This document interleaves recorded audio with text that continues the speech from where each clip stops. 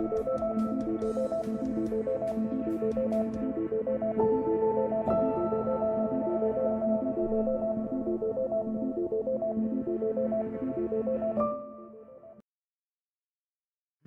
right, good evening, ladies and gentlemen. We are ready to go with the broadcast. I thought we were going to have a little bit more time. Oh my gosh, I got to hit the play button. Hang on. No, I got to get it. I'm going to get it. Start. Okay, we're going to be a little bit behind on the time, but that is okay.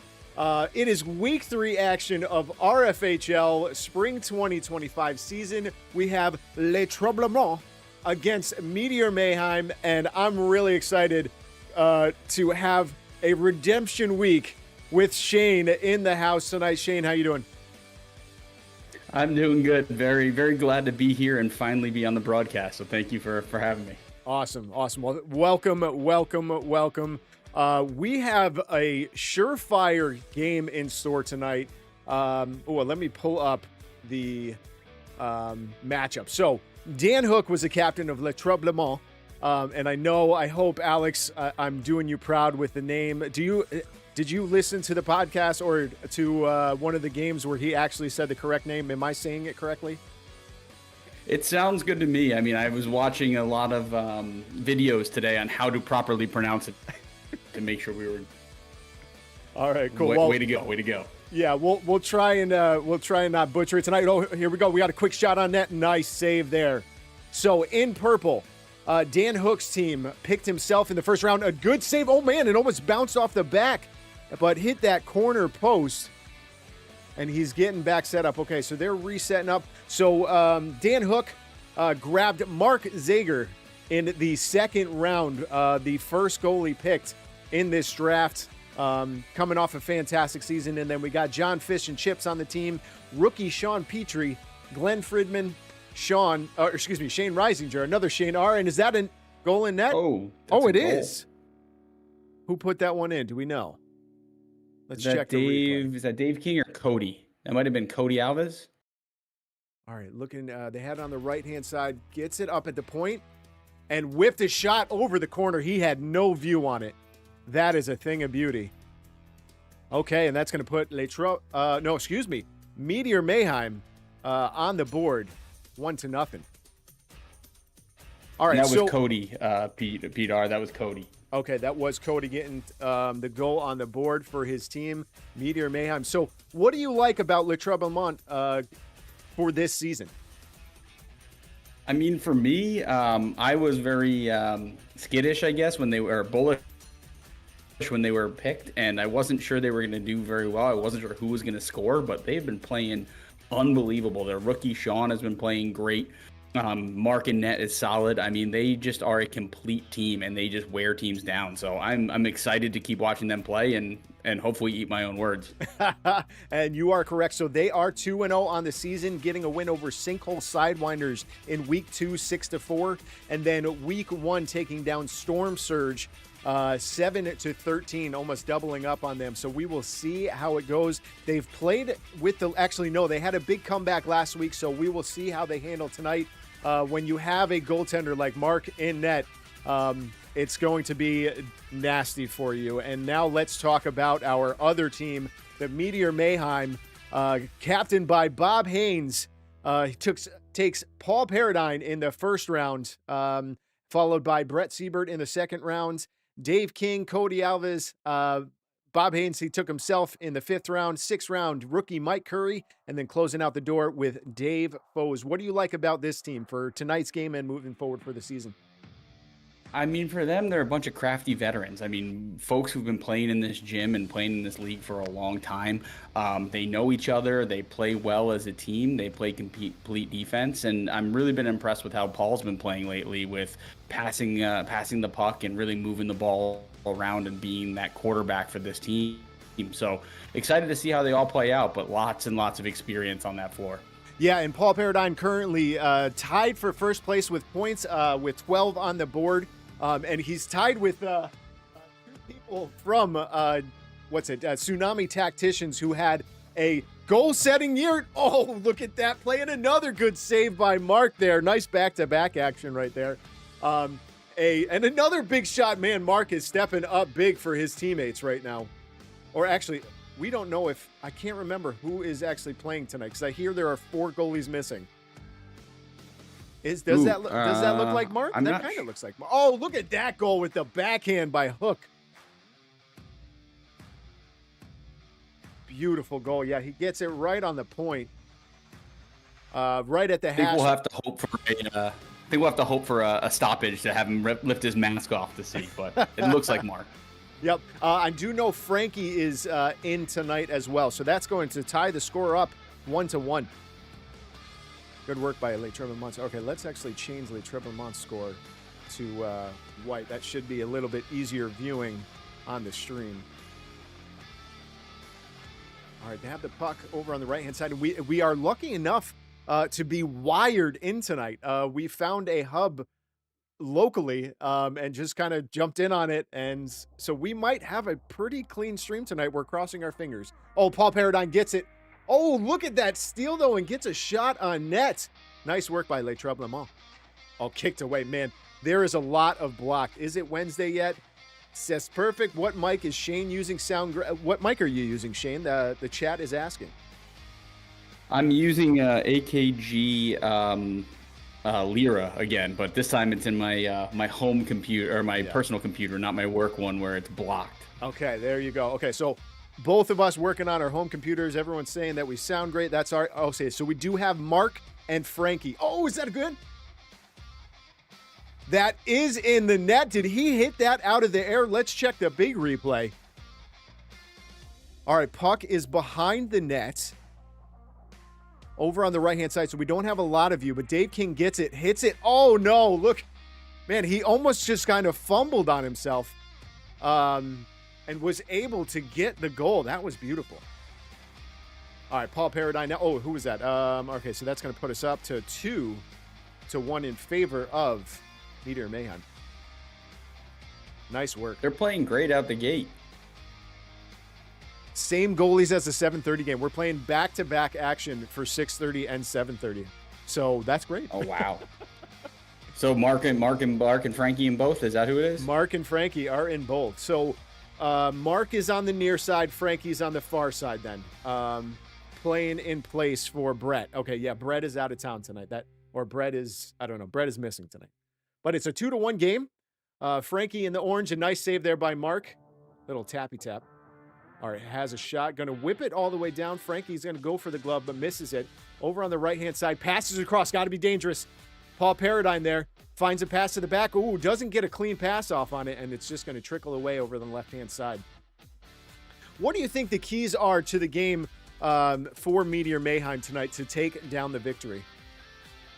I mean, for them, it's to play to their strengths. I mean, right now, you got a lot of speed on the floor for Les Tremblements, and I mean that if you play into that speed, they're going to get tired, my friend. And so I think the real key is to slow it down, force the shots, trust the guys you have on the court. I mean, find Bob right in the high slot. Bob is deadly in the high slot. So as long as they can keep passing it around, moving it, and using that to their advantage, that would be my key to the game. Excellent. What about you? So for me, I really. They're such a strong, team. They are. They have to play a clean game. It's so clear that Les Tremblements is a team that is going to capitalize on mistakes. So if they play clean and if they control the puck, most importantly, Les Tremblements is not going to have opportunities to score. They have a team that can hold on to it. Dave King is a menace on the puck. It's so difficult to get the puck away from him. Same thing with Paul Paradine. Unless you're hounding him down like Dan Hook can do, it's going to be difficult for them to make a move. So for Meteor Mayhem, that's my eyesight on this game, is making sure that they play a clean game. Do not just throw away the puck and get your clean passes off. Yeah, and that works. That works perfectly. I mean, that is what happens. They'll capitalize on those mistakes. You're 100% right. Yep. Dan Hook he's one of the best transition players in the league. I see him up there. Sure. Him and Sweet. They just love if they get an odd man break or a speed, an open puck.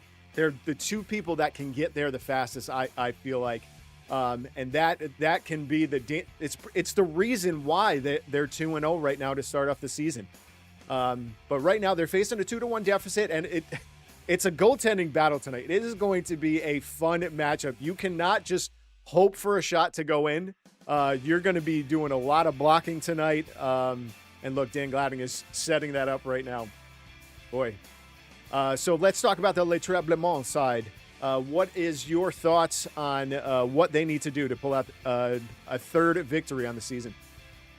I mean, it's kind of just flipping what we just said before. For them, they need to push the pace. I mean, this is a seasoned team in Meteor Mayhem, and I mean, for them, if you can get them tired and keep moving them and moving the goalies back and forth, I mean, that's going to be your key to victory. I mean, Frankie's going to see, or not, I mean, Mark's going to see a ton of shots right in front of him, and he'll block them every time. So as long as you can get him moving side to side and from corner to corner, that's going to be the best to their advantage. And like you said, I mean, I want to take your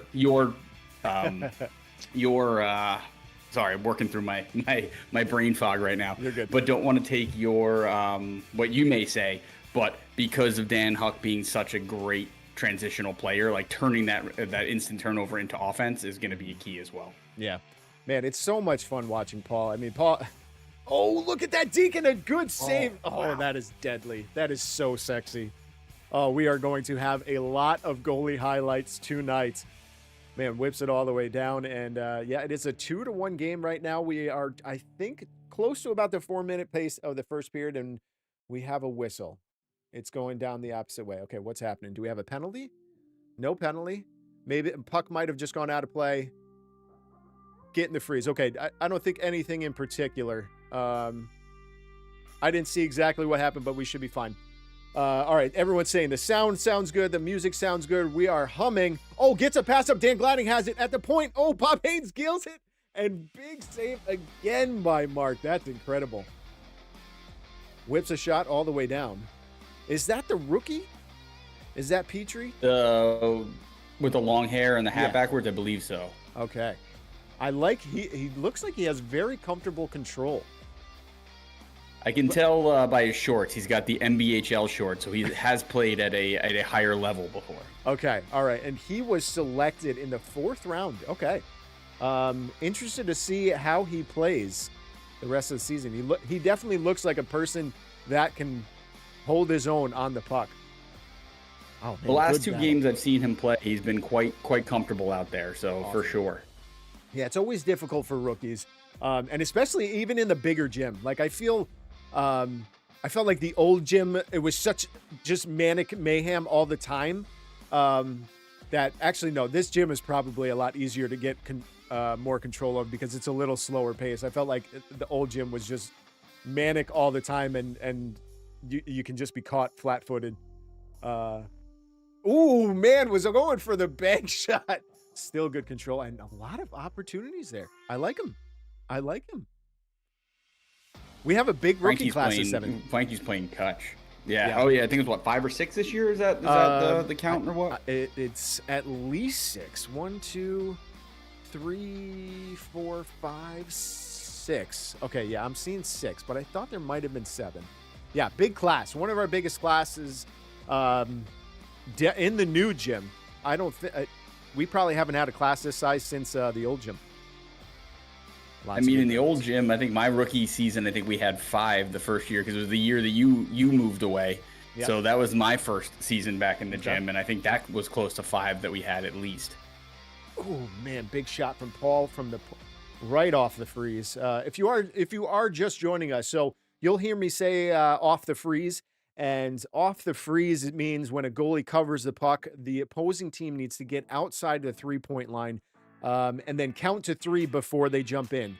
There are other times where you have to wait for a ref's whistle, but before you can jump into the 3-point line, you do have to count to 3. And look at Frankie coming out to get the poke check, tries to get the pass across, and look, Paul Paradise coming in, could not get a clean shot onto the net. That puck was rolling. What's the temperature in Rochester today? Is it a cold one? It dropped back down to about 39, but it was 60s yesterday, and it's supposed to work its way back up at the end of the week. And Paul Paradine, huge battle with Fish and Chips. When we're watching the replay right now, Paul is just, look, paddle across, stick flip, and Paul just pokes it underneath the leg. Mark was not ready for it, and that's going to put them up 3-1. Man. A great start by them. Beautiful start. And one of the last things that you want is a confident Paul. For sure. For sure. Did that puck go in the net? No. Yes? Oh, end of the period. Okay, great. So that is end of the first period of play. Meteor Mayhem up 3-1 on currently undefeated Les Tremblements. Let's talk about the period. What did you see about Meteor Mayhem that you liked so much? I mean, what I love about Meteor Mayhem is that they kind of like flip the script. Like they got out fast. They're taking the turnovers and turning them into offense. It seems like it's a lot of quick goals that are going on there, and I think that's the real key to victory right now for them, is to keep this up and build that lead, because Les Tremblements can come back and come back quick. They proved it last week. So as long as you keep that foot on the gas, that's a good recipe for success. What about yourself? I did. I liked how aggressive they were, and it seemed like they were controlling the puck, passing it around, finding the open man, not trying to do anything out of the ordinary, and then just getting their opportunities. They were really forcing them to make mistakes, which gives them the 3-1 lead, and obviously having a solid goaltender like Frankie behind you is a big opportunity. So as we head into the second period, down 3-1, Les Tremblements, what would you like to see them to do the most to come back in this period? I mean, for them, it's move the puck in the offensive zone. I think the beauty of what you just said is that the beauty of what you said is that they're having Frankie behind them makes them confident. So the Meteor Mayhem does not have to get back to play defense the way they typically would. So being able to have them just move Frankie side to side, set up their offense and work it in the zone, I think will really bode for them well in the next period. Okay, excellent. All right, I'm trying to get you a better camera so you can see what I am doing on the broadcast. But let me see if I can do, doesn't look like it. All right, so I'm just going to go back live so you can see the camera as we jump into this period. All right, but we are 3-1 in favor of our team in black. Let's get our timer reset. Okay, bear with me, everyone. 900, reset this clock, and then we will have to update the period. It was a good period, really good period. It's going to be a juggernaut of a battle on the goaltender side. Love it. Love to see these two battling. Love to just see goaltending battles in this league. When you get it back-to-back games. Yeah, it's so true. Yeah. And tonight, game after this, I'm bored, put on Smash Bros. says the goalie. Says the goalie, I'm bored, put on Smash Bros. Oh my goodness, he almost had that corner. Wow. And immediately whips a shot. Smart play by Paul. The net was off, and he just whips a shot on net, and honestly didn't miss by much. He hit that left side. All right, Fish and Chips with it again, and just, oh, man, this guy is so consistent with his shots. You got to be kidding me. Both of those were going to the top shelf, and it just missed the net. Man, he's going for a third one, and just trickles away. Incredible. When you get Fish and Chips going, he can rip it. Yeah, he seems to have really settled into that defensive mode. I feel like the past two seasons, he's just... Is that in the net? Yeah, they're like punching hands. Frozen, but...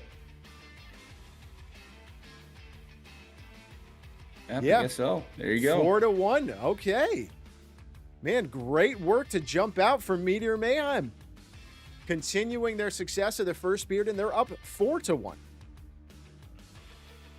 Excellent work. Okay. Puck goes all the way down. Frankie's just going to be right on that, and Paul likes that. Oh, man. Dan Gladding, former top defenseman, multiple top defenseman awards when this league first got off the ground. He is a man that you definitely want right at that point to block that free shot. Boy, Is it in the net? That one looked like it went in. It did go in. How did this one go in? This Wow, is that one was quick. They need this. This is what they needed to bounce back. All right, so it's over on the right-hand side. Oh, man, it almost looked like a pass, but it might have deflected some opposite way. Wow. Okay, 4-2 game. Big work. And sometimes that's what you need. You know, you just need a weird goal to get your mind reset and get back into the game. Can't do this, though. Paul Paradine. That is a man you do not want to have a breakaway. Oh, good save by Frankie there. If a rebound happens, Les Tremblements was ready to capitalize. And their captain holding it behind the net, doing plenty of great work. Passes it all the way down. And we do have a lot of repeat broadcasters tonight as well. So after this is going to be 2.0. He's going to be taking the 7:30 and 8:30 game. Will be with... Who is he going to be with in the 7:30? Oh, Brandon Sizon. And then the 8:30 game, he will be with either the Bob or Brian D'Angelo. And then the 9:30 game, Bob is going to be on with someone else. I don't know. We got a lot of good broadcasters this season. If you'd like to be part of our broadcasting crew, make sure you join our Discord. Reach out to one of the members of COJ. We'll get you part of our Discord, and we'll get you part of the broadcast crew for each week. We always need refs. If you are new to the RFHL, this is all self-run. There are no paid actors here. Oh man, Hook really wanted that, and look, it goes the opposite way. Well, what is by Mark?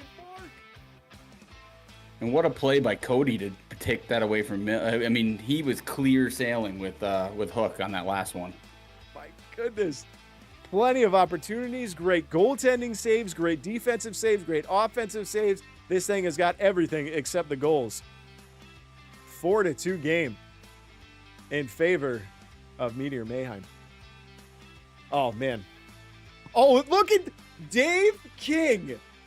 What a block. That puck was going into the net. That is for sure. And look who's all the way down there. Paul Paradine. And the puck is in the back of the net. Are they counting it? All right, I think we're gonna do a replay and a replay. See what happened here. Paul Paradine literally just cherry picking his face off. Oh, we're gonna have to pull that replay back up. What's the discussion? All the way down. Oh, discussing. Okay. Interesting. So what do you think they're discussing? Is it that they were... I don't even know. Let's check. I mean, I have no idea if they were calling it maybe a freeze on for Frankie, or they took off too soon. I don't know what else it would have been. I don't think it was covered and it happened so fast, but I couldn't see the far end of the court. Okay. I mean, it was immediate freeze. Dave King sees Paul, launches it all the way down. The only thing that could be the discussion... Oh, they're saying no goal. High stick? No, they're saying no goal. So I wonder if it must have been a whistle. That could be my only thing. If we do have someone on the ground at the arena right now, please let us know. That was an interesting play. That's my guess, is that maybe there was a whistle. It looked like Sweet pointed at the goal. But this is a nice thing. And again, these are not paid referees. These are people, committing their free time to help ref a game. So it's important to always go over, have the discussion with both. And that is going to be a goal. And another one for Meteor Mayhem. Ball don't lie on that one. Wow. Yeah, great work by Frankie. Immediately drops a puck to Paul, and Paul just whips one down, and the puck goes into the net. Paul is feeling it right now, and that's going to put his team up 5-2. They're not giving Mark a break, and I think that's the key, is to try to get him tired. All right, Brandon was saying was whistled, no goal, and after the referees talked, they concurred, and that's why it went back to Les Tremblements. Thank you, Brandon. Oh, Dan Hook Shot on net. Yeah, they're struggling right now. They are struggling to put pucks on the net. It's just a clinic right now by Meteor Mayhem. And again, but that's the nice thing about it is it's only 3 goals. Anyone can come back from 3-goal deficit. Good save. They do need to put more bodies in front of Frankie. You do not want to allow that man to see a puck. That guy, for sure. That guy loves the color orange. I mean, he's wearing it. So I never got a chance to play, and the puck goes in. It looked like he kicked it in himself. Oh, Mark throws his head back. Oh, that was a tough one. Wow. Yeah, just kind of trickled in. It looks like he was off balance, and he just took a step back and kicked the puck in himself. That is a 6-2 lead. So I never played against either of these two goaltenders, Mark or Frankie. So what is it like when you are down against one of these goaltenders coming back? I mean, they're two of the best in history to ever play in the RFHL. What is the mindset when you are down now by 4 going up against one of the best goaltenders after playing the league?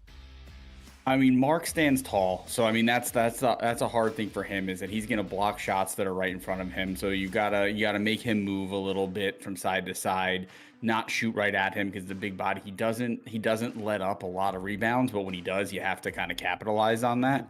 Okay. Frankie is just, I mean, even when you think the goal is like it's wide open, it's never really open because he can move so well. He sees the puck well. He can react when he's down and get right back up. It's tough. But for Frankie, you have to move him side to side because even if it's one-on-one with a breakaway, he still has the advantage. That's just how you feel playing against him. It's deadly. He is. I've seen plenty of streams with these guys. And actually, I might have warmed up against Mark. Oh, look at Paul. Oh, wow. They are just not seeing anything. And this is how, I mean, this is how, I guess, to take it to Les Tremblements, is put a person in front of them and don't allow Mark to see the puck. Wow. Oh, man. Oh, look at Paul even looked back at us and was... He's feeling it tonight. He is feeling it. Almost bounces over the net and trickles in. We have not had a goal like that in a long time. Man, I do remember playing one season, and Jeremy kept saying, I'm going to score off the back wall sometime. And literally, like, not 2 weeks later, he put one in just like that. Back at the old gym. Called his shot. Yep. Oh, incredible. Man, well, a 7-2 game. 7-2 game for Meteor Mayhem. It's been very impressive for them. And Bob is just going to be pushing away Dan Gladdick right there. Well, and I mean, you can tell for them that they're playing comfortable, and their comfort starts between their back line. I mean, with their goalie playing so well right now, they can get so creative up front and not have to worry about anything behind them. And that confidence, just as you can see, it's just pouring in. There's another goal right there. Wow. You know, you don't really talk about that too much. You know, when you start to get a league, just being a little bit more comfortable to set up offense like that, like I don't know if they would do that on a normal situation, but it was a great play. Great work. I believe that was Dave King, made a quick deke to get down and then just saw Paul, snipped it up to him. Paul resettled the puck and shot. And that's a hockey mindset. That is a hockey mindset where you're getting the puck is bouncing around. You know, without experience, you might just try and shoot the puck right away. But the experience that Paul has from the at this point, decades of playing, it didn't go in the net. What a save! What happened there? Holy cow! It was Sheen got it right on the doorstep, and Frankie made an unbelievable save. Quick turnover, and it just didn't make a difference. Oh, man, the backhand and, diving save by Frankie. Got something on it, and then I don't know where the puck went from there. Boy. Man, Paul going to break Gretzky's goal record before Ovi. It's one of the reasons I so badly want to get all of the old stats so that we can pull everything together so we can have our lifetime stats again, because I'm sure He's got to be over 1,000 by now. Oh, I mean, it's year in, year out. Paul is just scoring goals. Yep. Because what he's easily on his 20-something season. Hang on, let me check. Let me check the awards. He's up there. And the way he's been playing the last couple of years, his assists are going to start catching up soon too. For sure. Man, Gretzky's got nothing on our Paul. That was a funny thing. So when Sweet was talking to the NBHL, he called me up after they talked to him, and he's just like, "Wait, you guys know Paul?" He's like, "Yeah, he's on our Everybody Mount knows Rushmore." And the reason why I'm here is because of Paul. Yeah. Yeah, spring 2011 was when he first started. And we've had 27 seasons since he's been a part of it. So I don't remember many seasons of him being out there. So he's easily over 20 plus seasons. And if he's averaging 50 goals a season, that right there is your 1,000. So he's easily over 1,000 goals, and we can't even celebrate it. Man, we'll get there. We'll get there. We are working on getting all the old time stats. I'm going through all of my look at that poke check. And another save off the face mask. Holy cow. And then, please tell me that's in the net. Please tell me that's in the net. That's got to be in the net. He's saying no goal. He's saying no goal. Sir. Is this the best game by a goaltender ever for this league? I mean, they can't buy a goal right now. He's playing unbelievable. Holy shnikey. That is madness. Oh, man. And then you're even getting your stay-at-home defender to start coming down. Wow. Oh, my gosh. I got to make sure I save that replay to post it, because that is absolute dirtiness. Holy cow. Good work. He's truly feeling it. I mean, that's unbelievable. Packard says, "Bro, F this. I'm not playing tonight. Frankie making us look stupid." Oh, man. He's making NHLers look stupid right now. This is just filthy.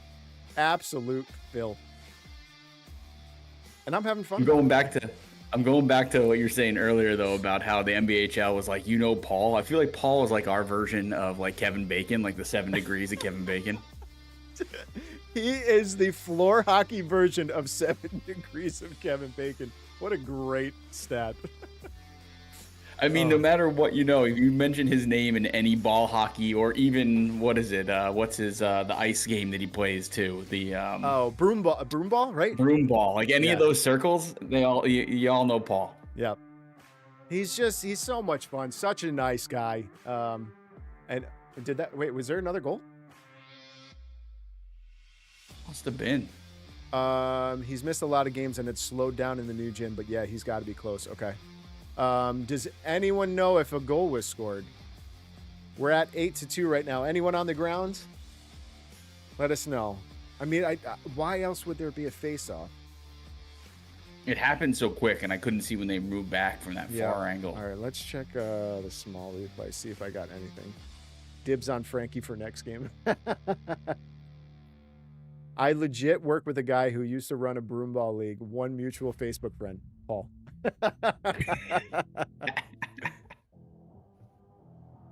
All right. 9-2 is the stat. Okay. Thank you, Brandon. Wow. It is great. It's great to have people on the ground. And I think that's the nice thing about it. Like, I mean, we did have my stream in the past, but YouTube makes it so much easier to chat. So, when we were heading into the season, I brought up to Sweet. I didn't even bring it up to him. I was just like, I'm moving over to YouTube. And he's like, all right. So here we are, 9-2 in favor of Meteor Mayhem. Was that a shutout period? No. I think they got one. They get one? They get one? Yeah, so they got one. Was it 2-1 at the break? Yeah, I think so. Yeah, that's right. Amazing. Okay. Sweet was just checking in on how the stream is. I think the connection is fantastic. We are doing great. It is 9-2. We are heading into the third period. And it's fun. It's It's been the Frankie show right now. I don't even think that Mark is playing that bad. Like, would you agree with me there? Like, what does Mark have to do? Like, I feel like it's not that he's playing bad. He's just not seeing shots. Like, what does his team have to do right now to help him out? It's clear the rebounds. I mean, it's block shots. It's, the worst thing you can do is if you were in front of the goalie is to jump out of the way, right? Like either, make contact, block shots, and just try to get his confidence back.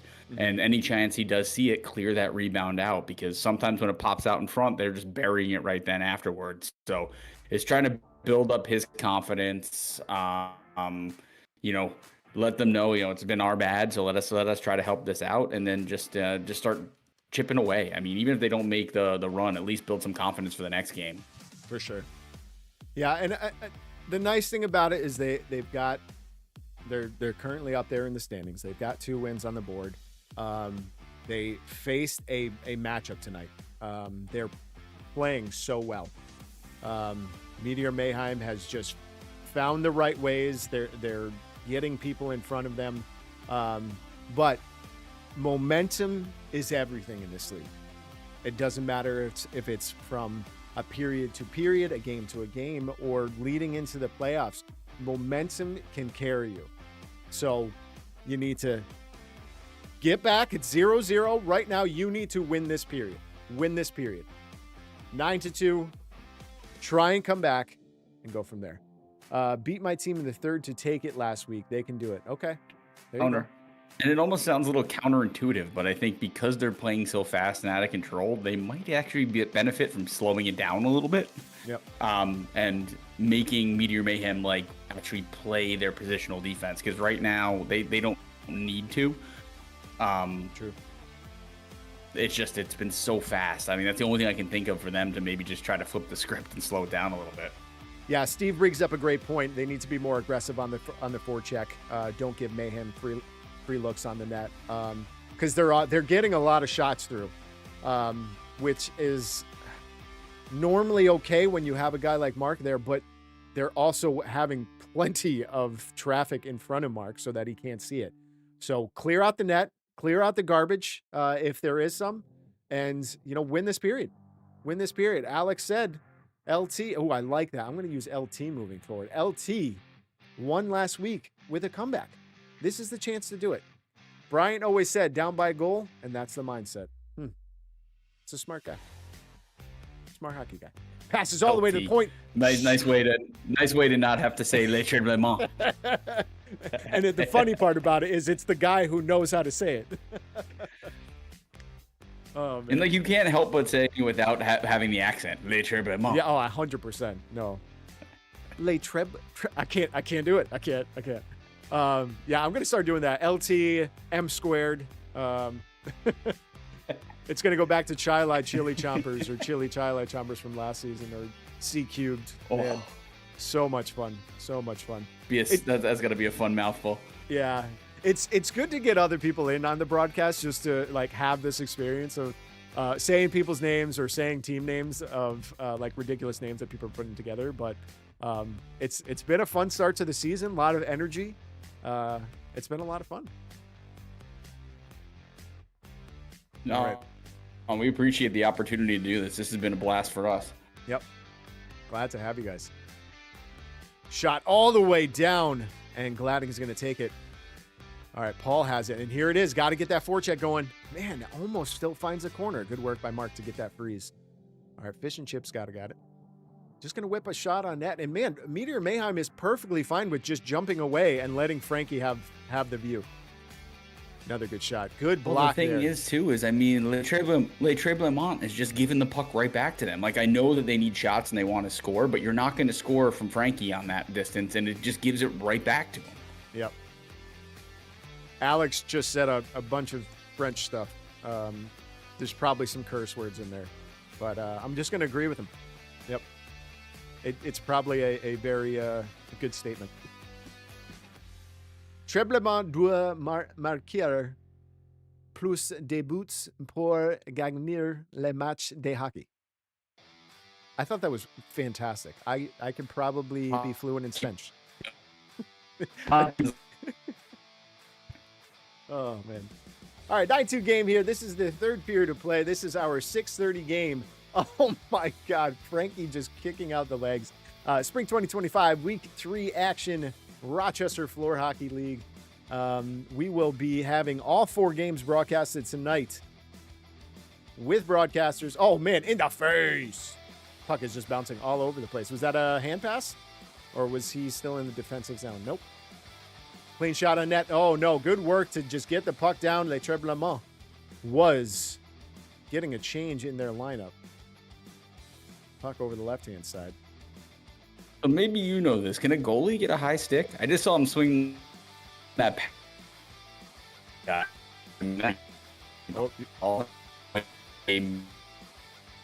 You're cutting in and out right now. I don't know if your computer's going down or not. But yes, a goalie can get a high stick. If their stick is over the crossbar, they can get a high stick. It's happened before. Are you still with us? I'm hoping so. Does that sound okay? Yeah, that sounds better. Welcome back. All right. All right, puck's over on the left-hand side, and a good save, and Fish and Chips is going to get it and trying to get it all the way down. The puck is bouncing all over the place. Got to be careful of Dave King over on that right-hand side. Man, free. They're spending a lot of time in front of Frankie. They need to get on the person. Yeah, I think Steve hit the nail on the head. Just be very aggressive. Yes, Frankie had a high stick. Okay, that's what it is. All right, good save there by Mark. He's going to get the freeze. And a slow walk out by Dave King. If you shoot and it hits him, it's your own fault. He was trying to get out of the zone, and a good save there by Mark. Man. I'm just so impressed by anyone that wants to be a goalie. Even Conco. Sure. Like Conco's a little cross goalie. Like, to me, that's the most insane shit ever, because they don't even wear things on their shin pads. And lacrosse players can shoot any way they want. I'll never understand it, but I'm glad they're over 100 miles an hour. They're just as fast as a hockey puck. My gosh. I'm glad there are people that want to do it, because I want to shoot on it. So, man, it's been a while since I have. Oh, Paul coming down now. Oh, what a save by Mark. Beautiful save. That could be something that gives them a momentum. Wow. I mean, he's keeping them in the game for sure. Yep. I mean, that's all they can do right now.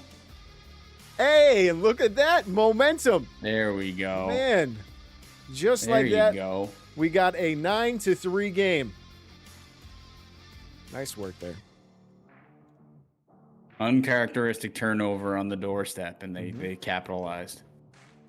And that's what we were talking about in the first period, is capitalizing on the mistakes, and Meteor Mayhem just hasn't made many of those mistakes. Get out. Oh. Get out. Right back. Sir. Right back. What a disgusting play. So they get it off the freeze. They shoot it. It goes over to the corner, gets to the point, and Bob is just crossing. I mean, his teammate, I don't know who that was, but they literally just passed it into the net, and Bob was just, what's the discussion?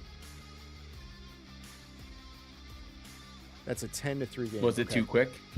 I don't know. It didn't look like it. All right, 10-3 game in favor. And the puck's in the net. Oh, my God. Okay, we're going back and forth now. I see what it is. All right, I got to see this replay, because I was changing the score, guys.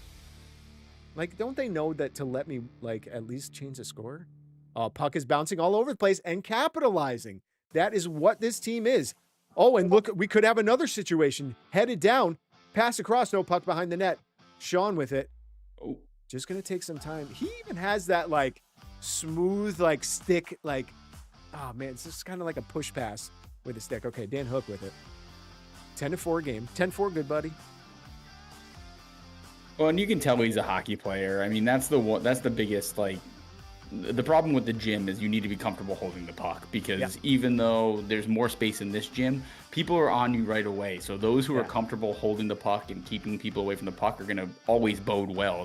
The other skills will pick up later. So it's great to see that he has that comfort right off the bat. Yeah, it's such a unique league. Like you're not going to get this anywhere else. Like if there is a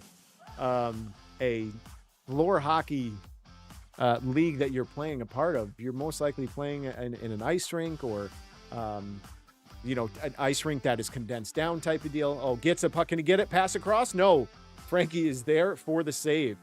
So being able to be in a gym like you were back in grade school, but in an adult body with adult sticks, like it's just fun, and I miss it every day. And you can't even describe it too. Like you try to tell people, and they're like, "Wait, you do what?"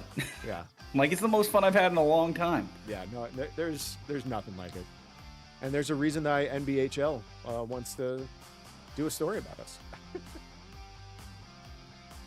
I mean, you're not gonna in another league like this. No way, nothing like that. Yeah, it was funny when I saw it was their first one, because I followed them just because a lot of our players were playing in it, so I always wanted to see when if they ever got a game that was broadcasted, and it's good to follow. It's nice to see floor hockey on the national level. That when they posted about, oh, look at this the opposite way. Yeah, you can't leave that man buried open. It. Can't do it. Buried it.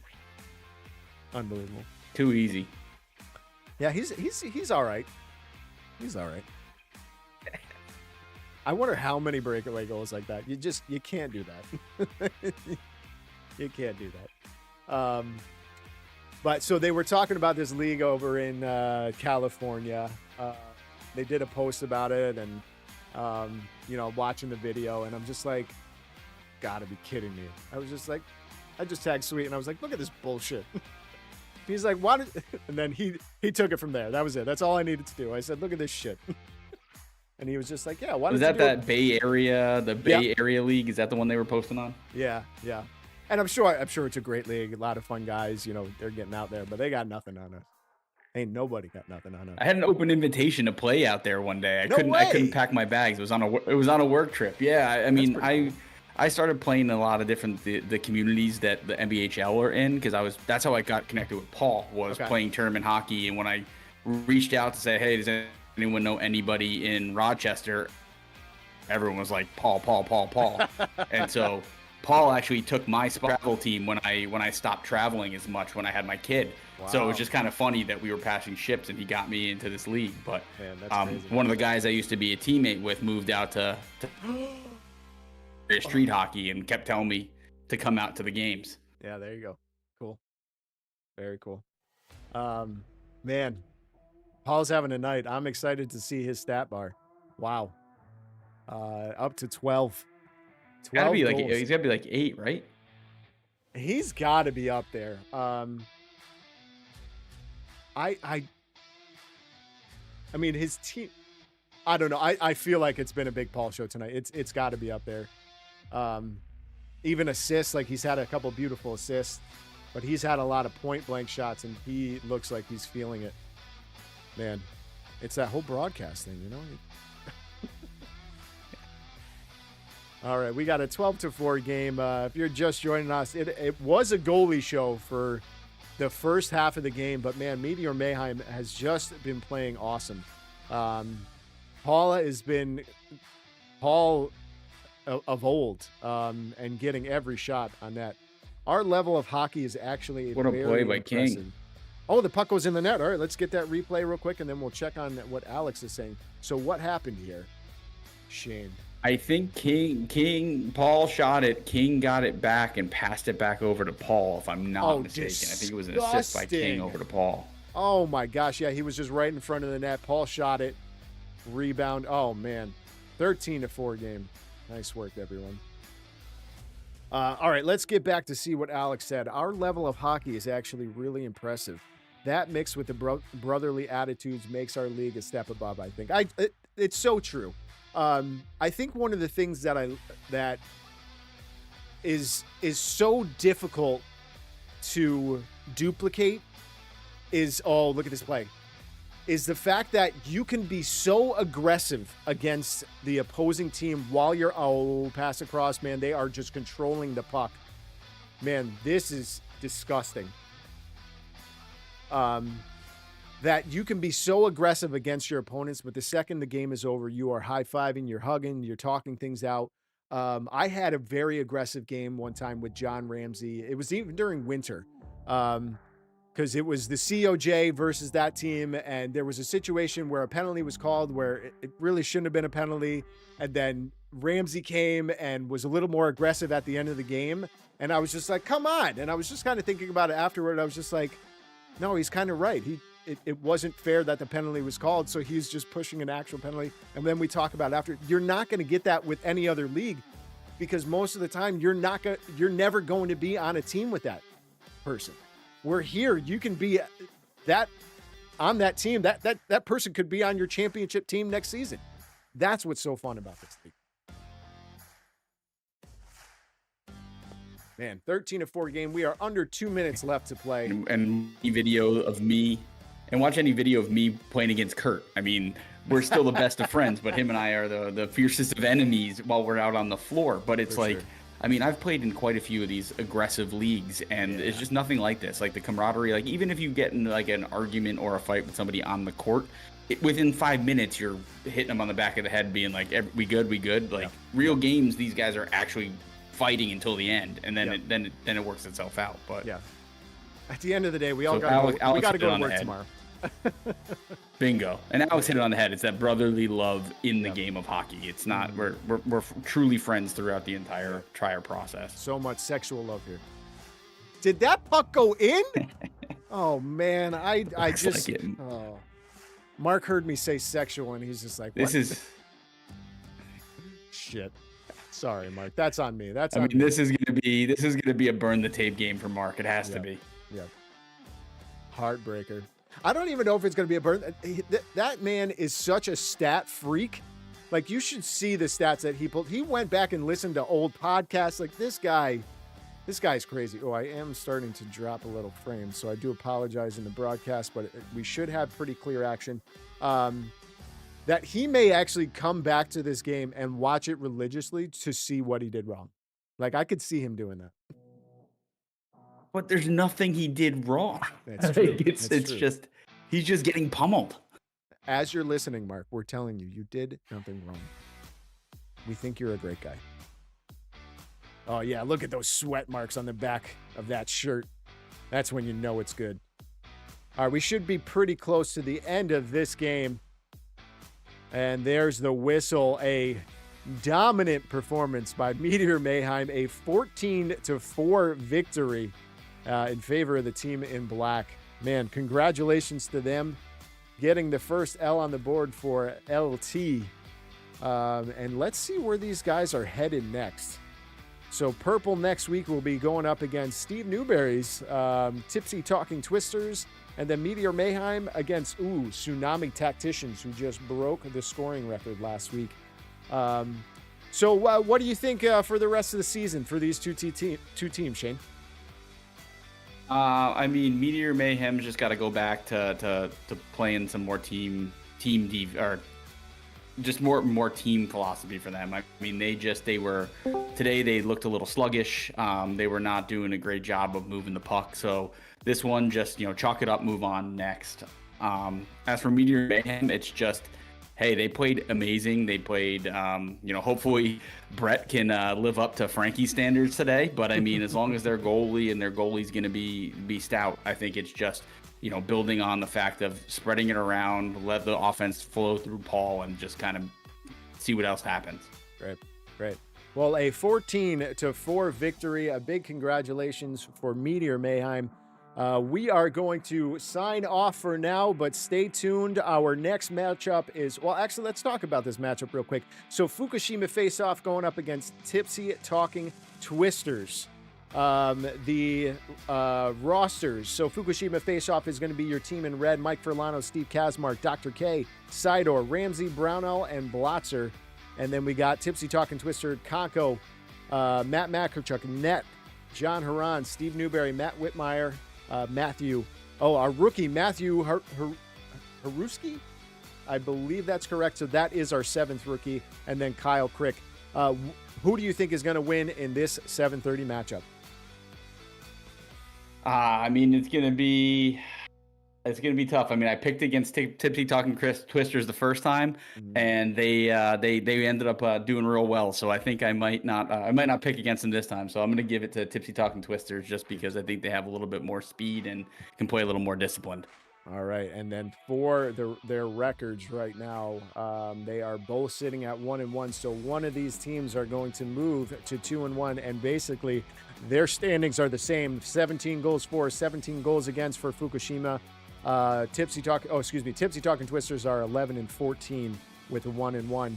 I am going to give the edge to Fukushima face-off. I think they have a big bounce back week after last week.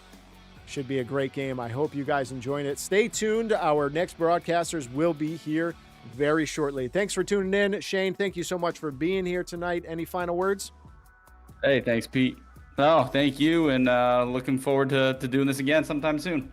Awesome. Oh, and we made Alex's daughter's bath time fun, and so goal is complete, which is pretty awesome. So, thank you so much for tuning in. We will be right back with our next game.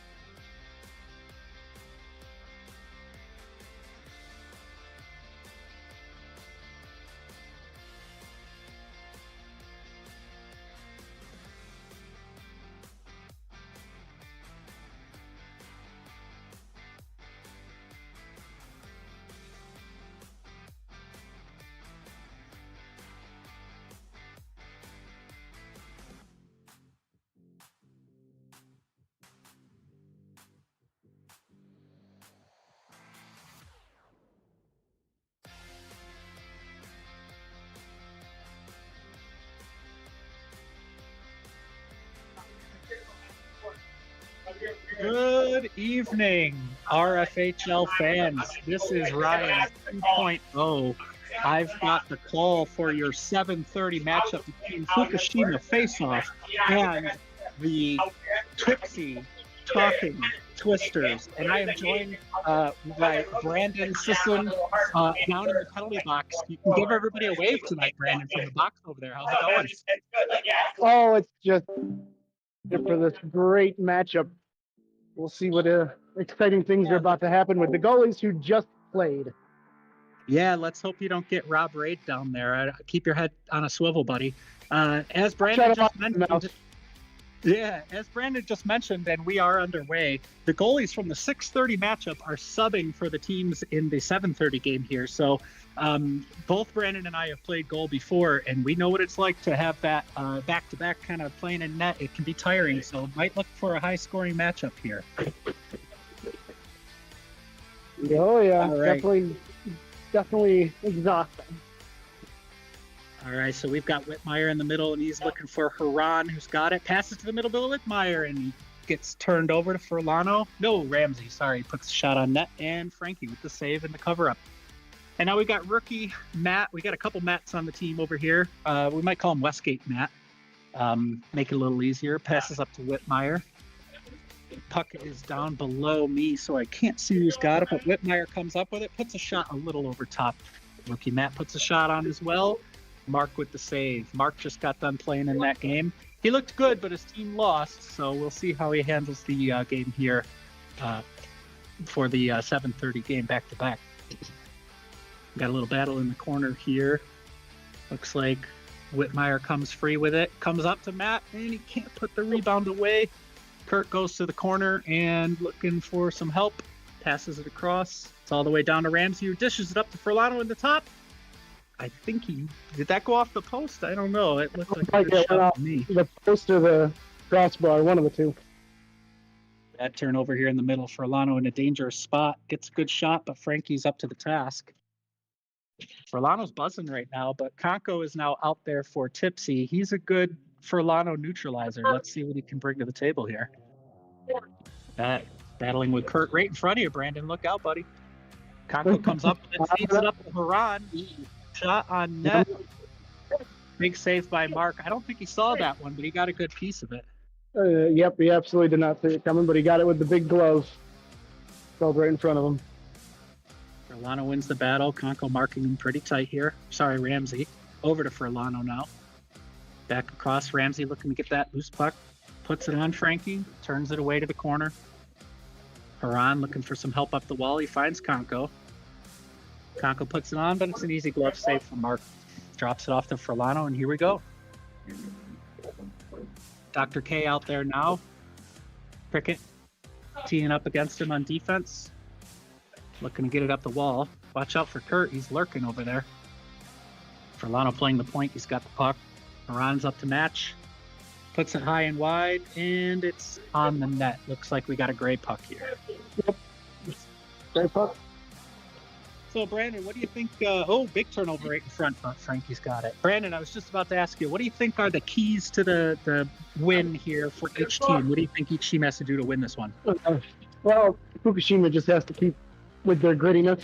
They're probably, as spoken on draft day, one of the most gritty teams in the league. Bunch of old vets, and so they just got to keep the puck to the net and keep it on Frankie. And they'll, goals will follow. For the Tipsy Talking Twisters, it'll be a tough matchup for them. I think they can keep on running.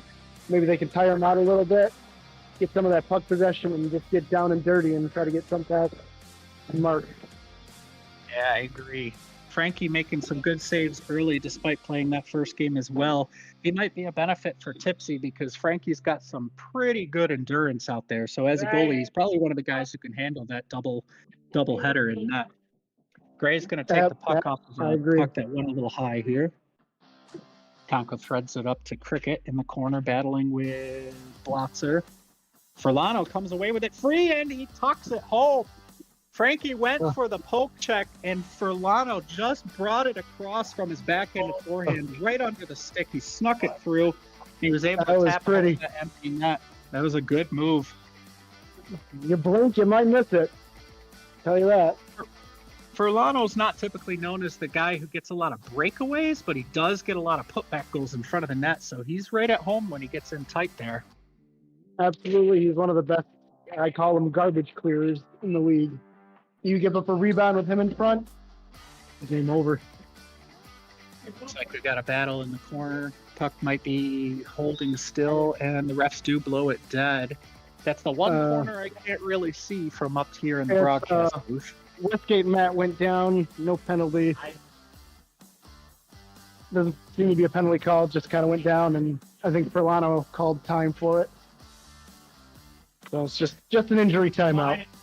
Gotcha. Yeah, and for those of you who don't know, when it comes to Rfhl, if a player goes down hurt, or maybe that you think they might be hurt, and it causes the play to get whistled dead, the player who was down has to go off on a sub. So it looks like Westgate Matt went off on the sub there.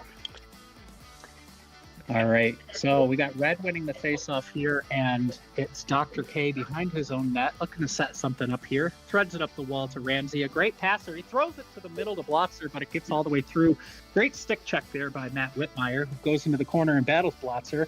Looks like he comes away with it. Now he's got open slide, and great shot on net. That puck was laying on top of his pad, but it did not go all the way in, got the whistle. Quick dump back down by Red, and it's Conku who comes away with it, but has to dump it free. He was doubled up there. It looked like he had a couple guys in pursuit. He's got help, and he throws it up the wall to Whitmire, but he can't handle it. Goes to the corner, and Dr. K comes away with it. He resets behind his own net, but Whitmire is putting the pressure on. Throws it down to Ramsey, who looks to the middle for Blotzer again, and another great stick check by Gray, by Tipsy. Haran on that one there. Freeze by Frankie, and Haran throws it on net. Conco battling Dr. K for the loose puck in front. Comes around with it, tries to go short topside, puts it right off of Mark's face. The dump out hits Paul. Oh, right to Blotzer in front of the net. The puck straight up in the air. Oh, and it's behind the net. It looked like it was going in for a second. It just went way up and over. Red is really looking to move that puck into the center of the court, right in front of Frankie, and they are getting it there. Gray is holding on well with some stick checks. Another shot after a turnover. Frankie covers this one up. Whitmire on the freeze. He throws it on net, trying to catch Fukushima on the bad change. Puck goes back down. Whitmire collects. Ramsey checks up on him. Up to Conco at the midcourt area. He looked to go back to Whitmire, but didn't have it. Now he's got to run around. Kurt trying to stick with him. Kurt wrapped him up just enough there. Haran in front of the net there after Whitmire throws it into the blender. Conco back to Haran. Haran tries to make it through the middle. Kurt is there with his patented stick check. One of his another one. Is. Yeah, he's got a long reach, Kurt. He can catch it off guard with that swing stick sometimes. Haran's got it in the corner. He goes up the wall, but it goes right to Fukushima. Ramsey looking for Kurt across and streaking, but Kurt can't corral. Kurt turns, puts a slapper on Frankie. Frankie up to the task with the save. Kurt, one of the best slap shots in the league. Brandon, you're more recently in net than I am. You've been in net for a couple seasons. What do you think of that Kurt slap shot? When it is on, it is, lack for a better word, deadly. I absolutely have felt multiple of his through my chest protector and leg pads. Tipsy is under fire a little bit here. Red has got a couple shots off and keep collecting the rebounds. Got Kurt and Furlano trying to win that puck down low. It goes onto the back of the net for a whistle. Gray puck. Tipsy puck. Whitmire collects, gets his gear back on, and he's looking to do something off the freeze. A lot of player movement. Puck gets blocked in the middle, but Haran collects. Retreats into his own end. Ramsey playing tight. Gets it up the wall to Haran, who throws it across the Cricket takes a swipe at it, misses, throws it in behind the net. Haran and Furlano battling. Sorry, Whitmire.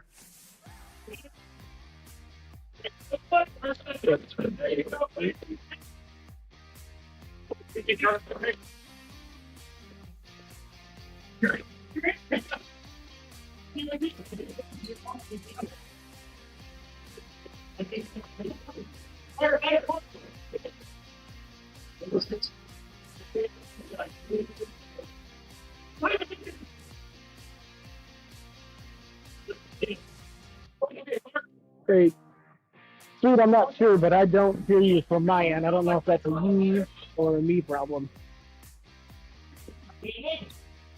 There's 2.0. Kurt There with you his shot on net. There's that slapper.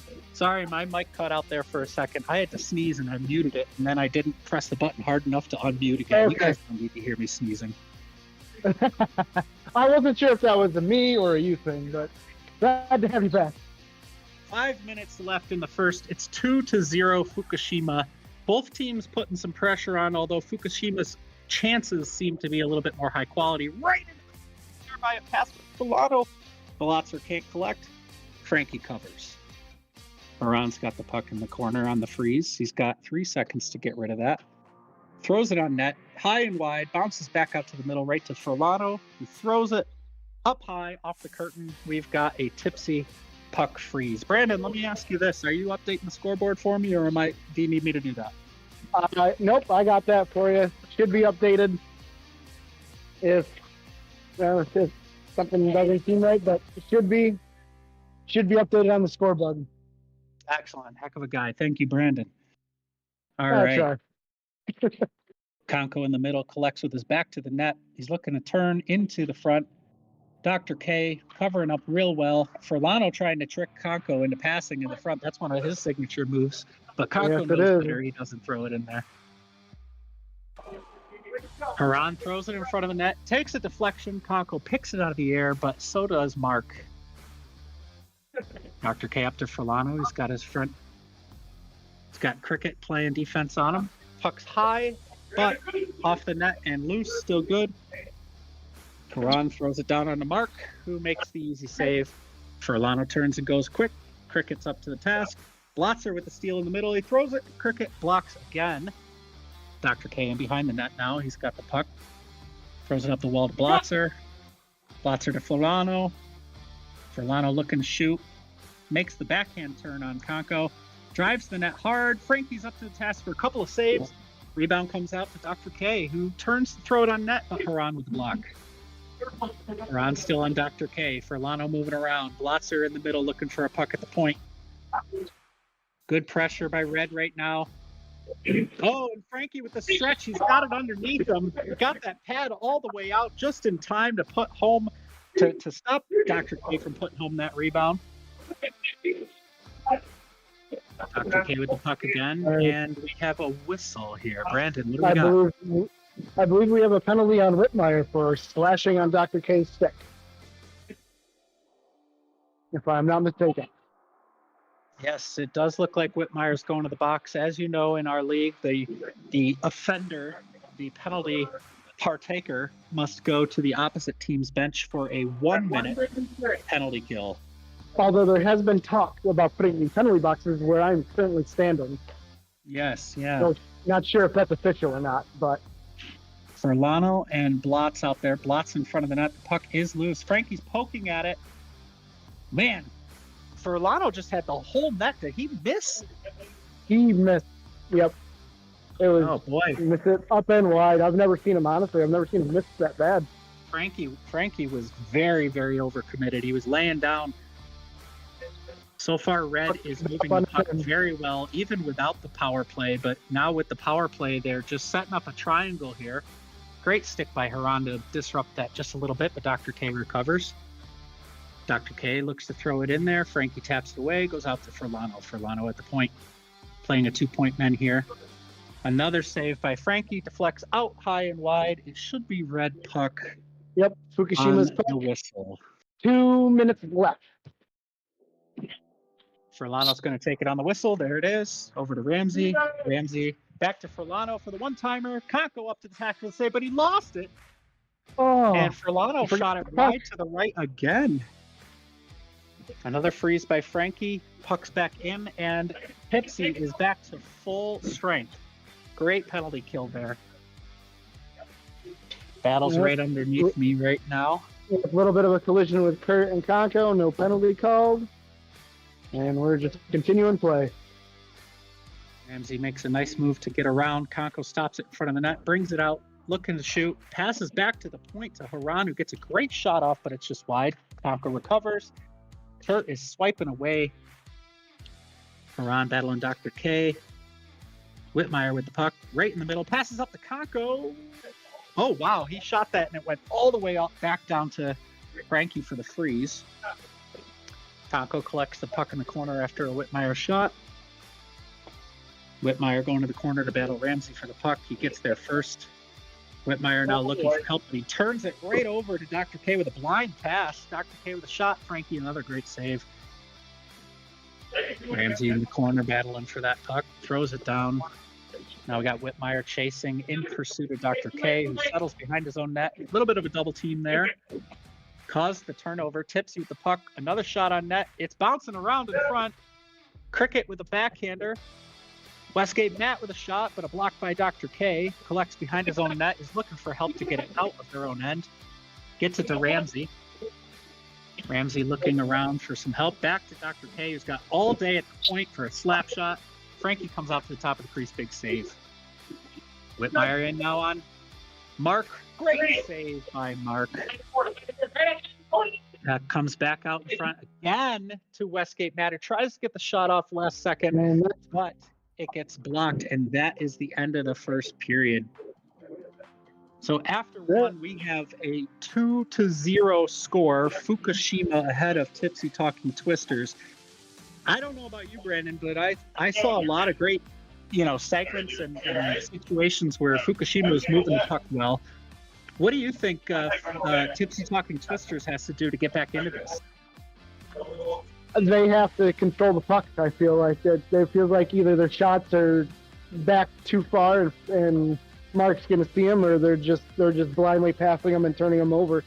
They need to keep their head up and look for their open teammates in the wings and just try to play good defense, because Frankie is absolutely keeping them in this game. So. Yeah, I think you're reading my mind, because I was thinking about how Tipsy Talking Twisters looked like they were taking a lot of kind of errant shots, almost just taking shots because they felt like there was more pressure than there was, or maybe they didn't have a lot of time, so they were just throwing it on net. And you're right, Frankie's been playing pretty great, as we know he will, to keep Tipsy in this one. This could easily be a 4-goal game, though, for Fukushima. Furlano's going to want 2 of those back, I think. If not more. I mean, Fukushima's setting up really well, passing really well, and luckily Tipsy has not been bitten as much as they have been.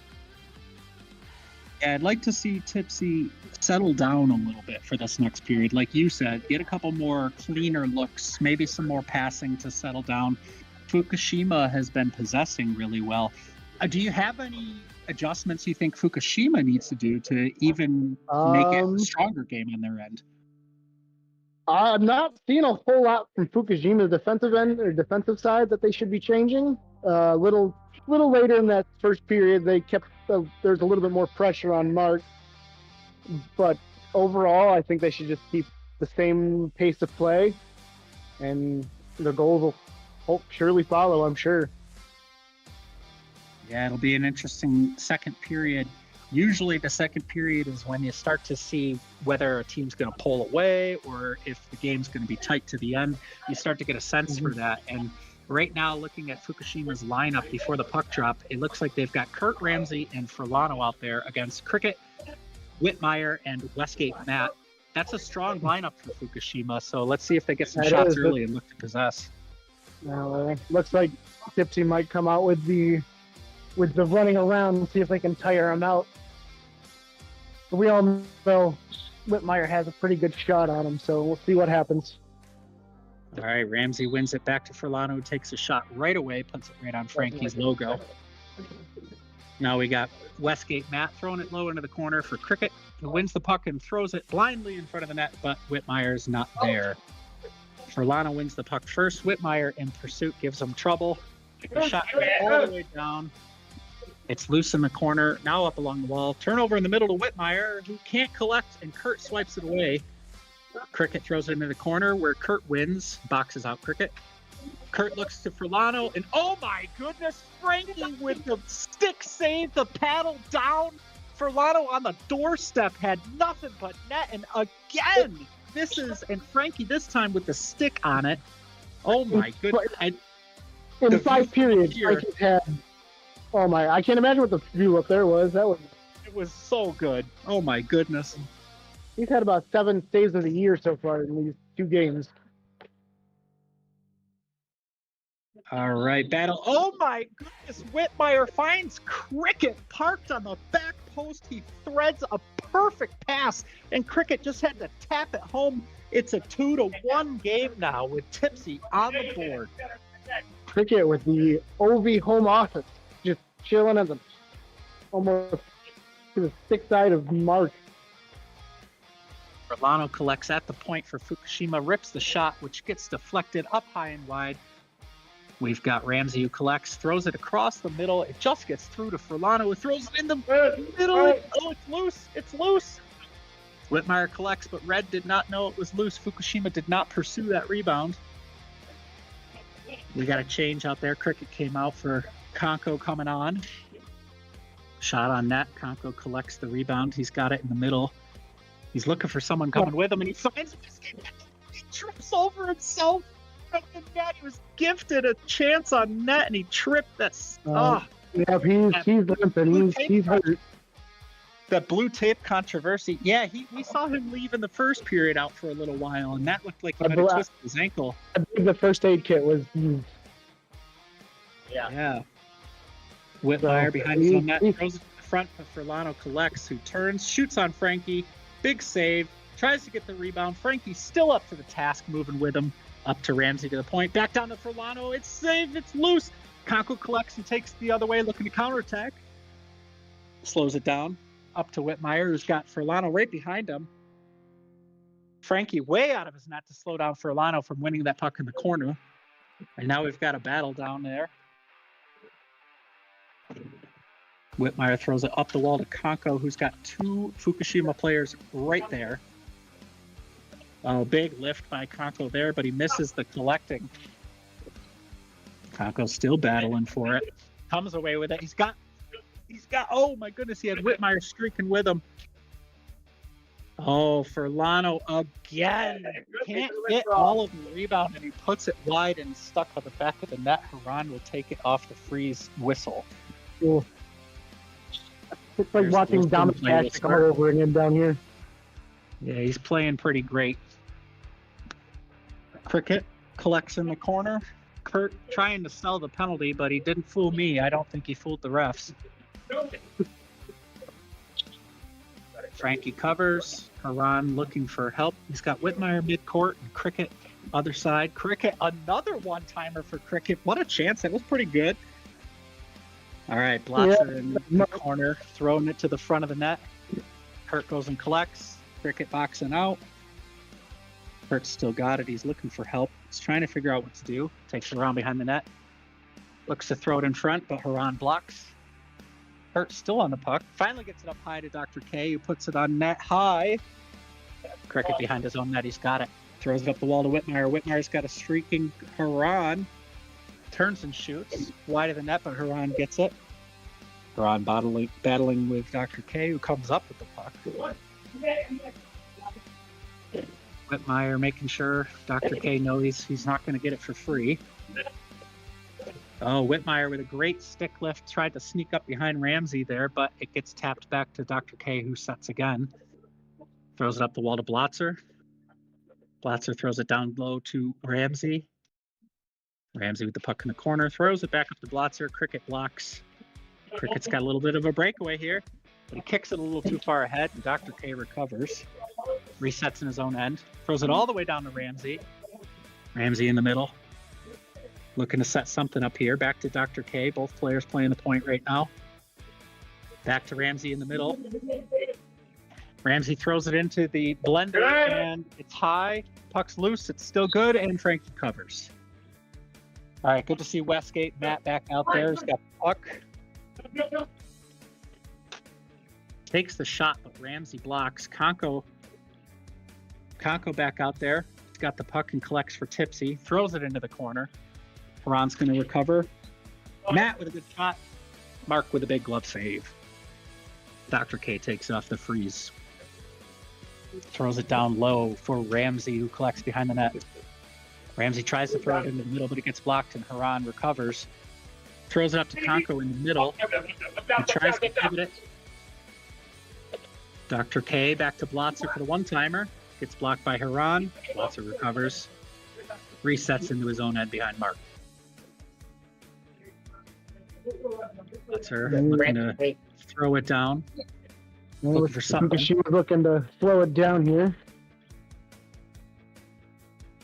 Conco with the puck, throws it up the wall. Falls for the Furlano trick, who's got it, but he whiffs. Furlano back down low. Fukushima back into that possession game we were seeing earlier.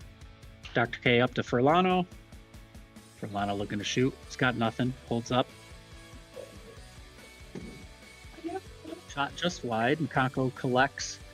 So far, it looks like Fukushima's settling into that same style of play from the first period with a lot of possession. Brandon, we talked about what Tipsy's got to do to adjust to that. Do you think they're doing it? Not to my eye. It seems like they're still playing a little bit farther back on defense, and I think they need to pressure them. But A lot of again, possession. they haven't been bitten. They have not been bitten yet because Frankie's standing on his head for. That's kind of an understatement, really.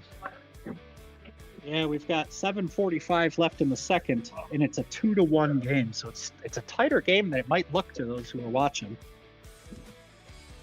Furlano looks to throw it in there, but Conco's up to the task. He collects. He's got someone streaking on the net, but Ramsey with the block to the corner where Dr. K recovers. Those blocks that turn into possessions are awful big. Oh my goodness.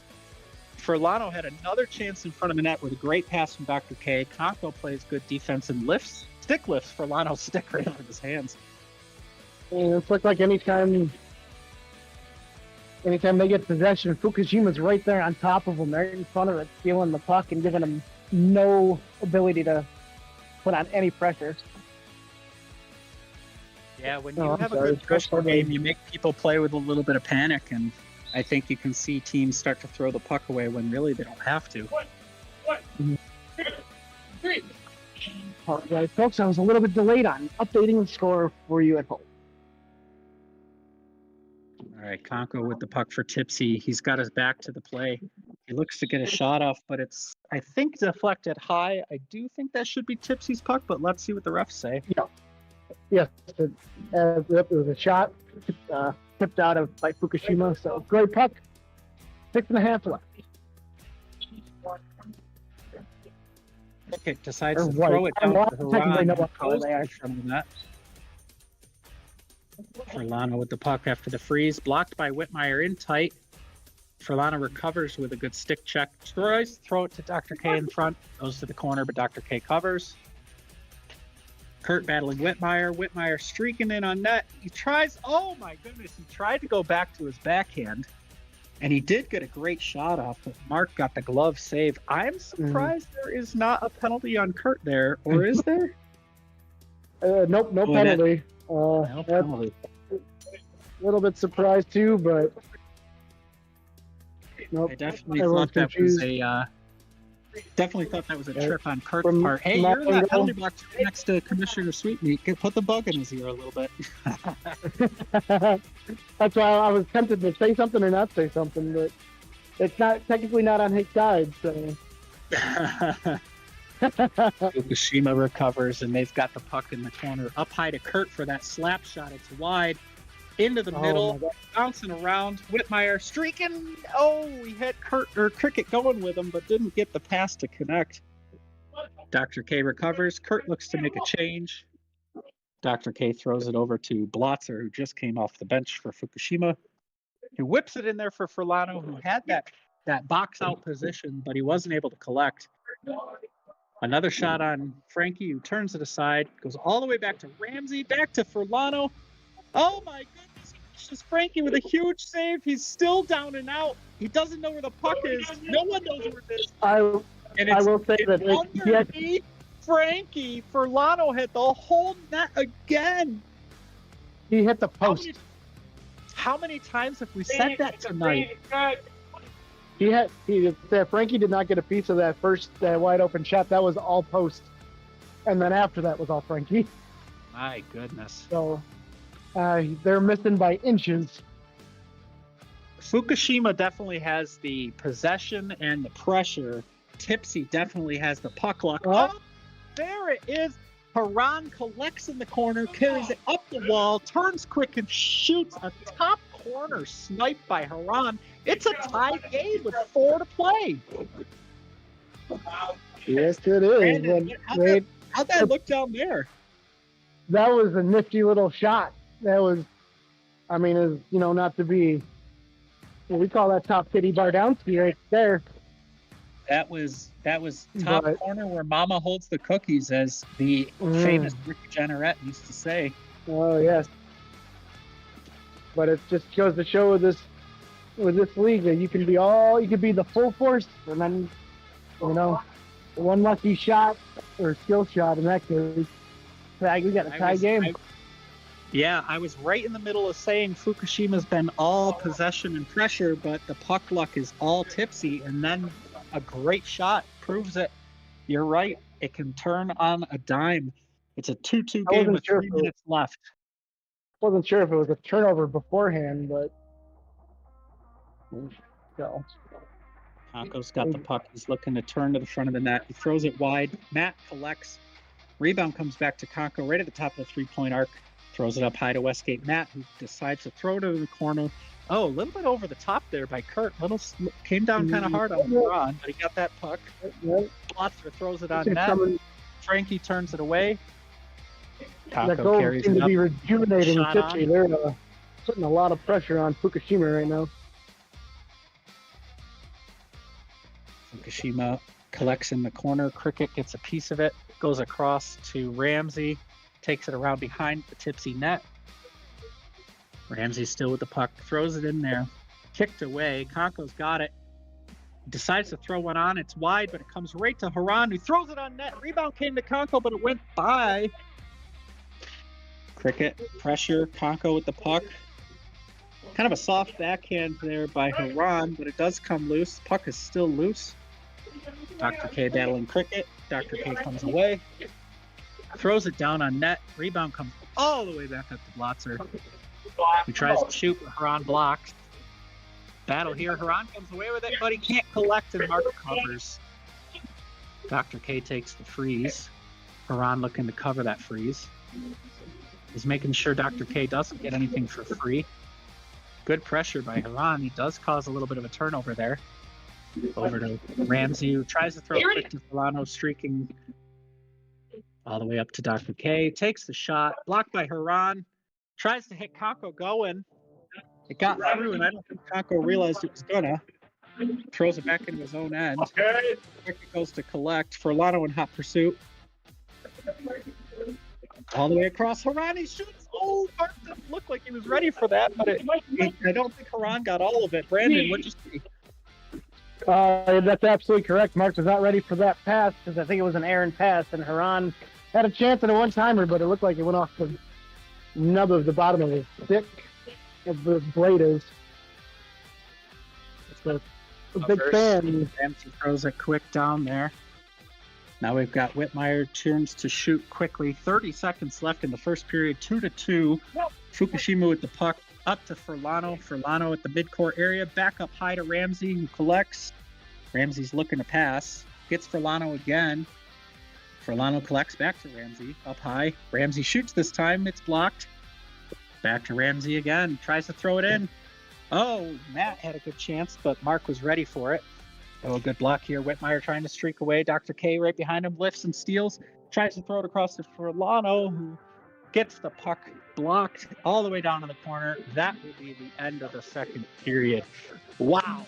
What a period that was. We saw Mark get a shutout in the first period, and then we just saw Frankie get a shutout in the second period. It's a 2-2 game with two goalies who are playing the second leg of a back-to-back. Brandon, what do you think? You're a goalie. I used to be a goalie. What are we seeing here? I mean, I've always thought my second games were always better. I had no idea how it works, but I've been told that as well. So these two are playing absolutely phenomenal, up to their par of who they are as goalies.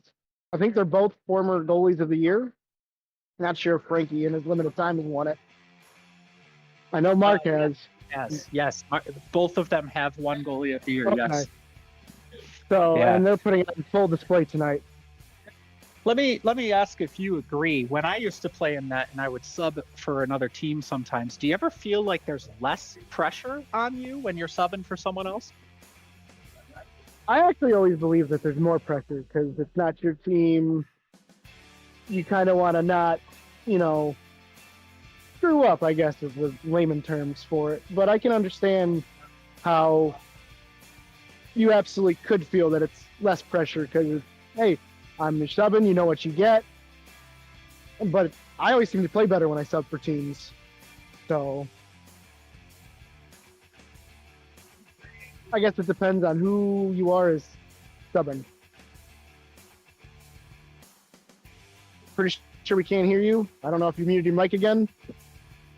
No, I was giving you a chance to give us the intermission report there. So, well, so I will admit yep, they're looking to get ready. Frankie's still sitting, but so Fukushima looked again. They came out strong in the first half of that period, the same way they were pretty much the entire first. But that second half of that period, Tipsy took over the game, and they got a lot of good, clean chances. And Mark, again, he stood tall as well.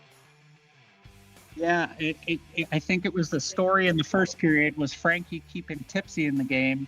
And then in that second period, Tipsy did not possess it as much, but I do feel like Mark is keeping Fukushima, at least with that tie score now, because he's made a couple big saves when called upon. I'd like to see Tipsy try to get a little more possession this period, try to get a little bit more of a concentrated effort, because they still look a little all over the place. And as we know, you get tired in this gym, things move fast.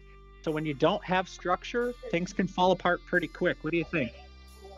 I agree, but one thing I can see is I feel like Tipsy definitely has the stamina for them to keep running, especially with Witt and Conco. We know those guys' motors don't ever stop. So we're excited to see what they can do in this third period. Yes, here we go. Third period starts with another powerful lineup by Fukushima. We've got Kurt, Furlano, and Dr. K against Whitmire, Westgate, Matt, and Cricket. The puck goes into the corner, and Dr. K recovers. He looks up high to Kurt, who winds up for that slapper, and there it is.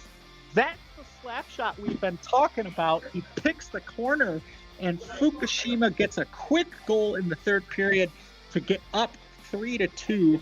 Not even 30 seconds gone. What a shot by Kurt there. That was absolutely a good shot. I mean, he got it right in that top glove side corner.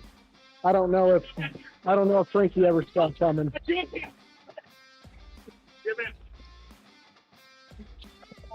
Right, battles down right in front of Brandon there. Give the crowd a wave, Brandon. They can see you.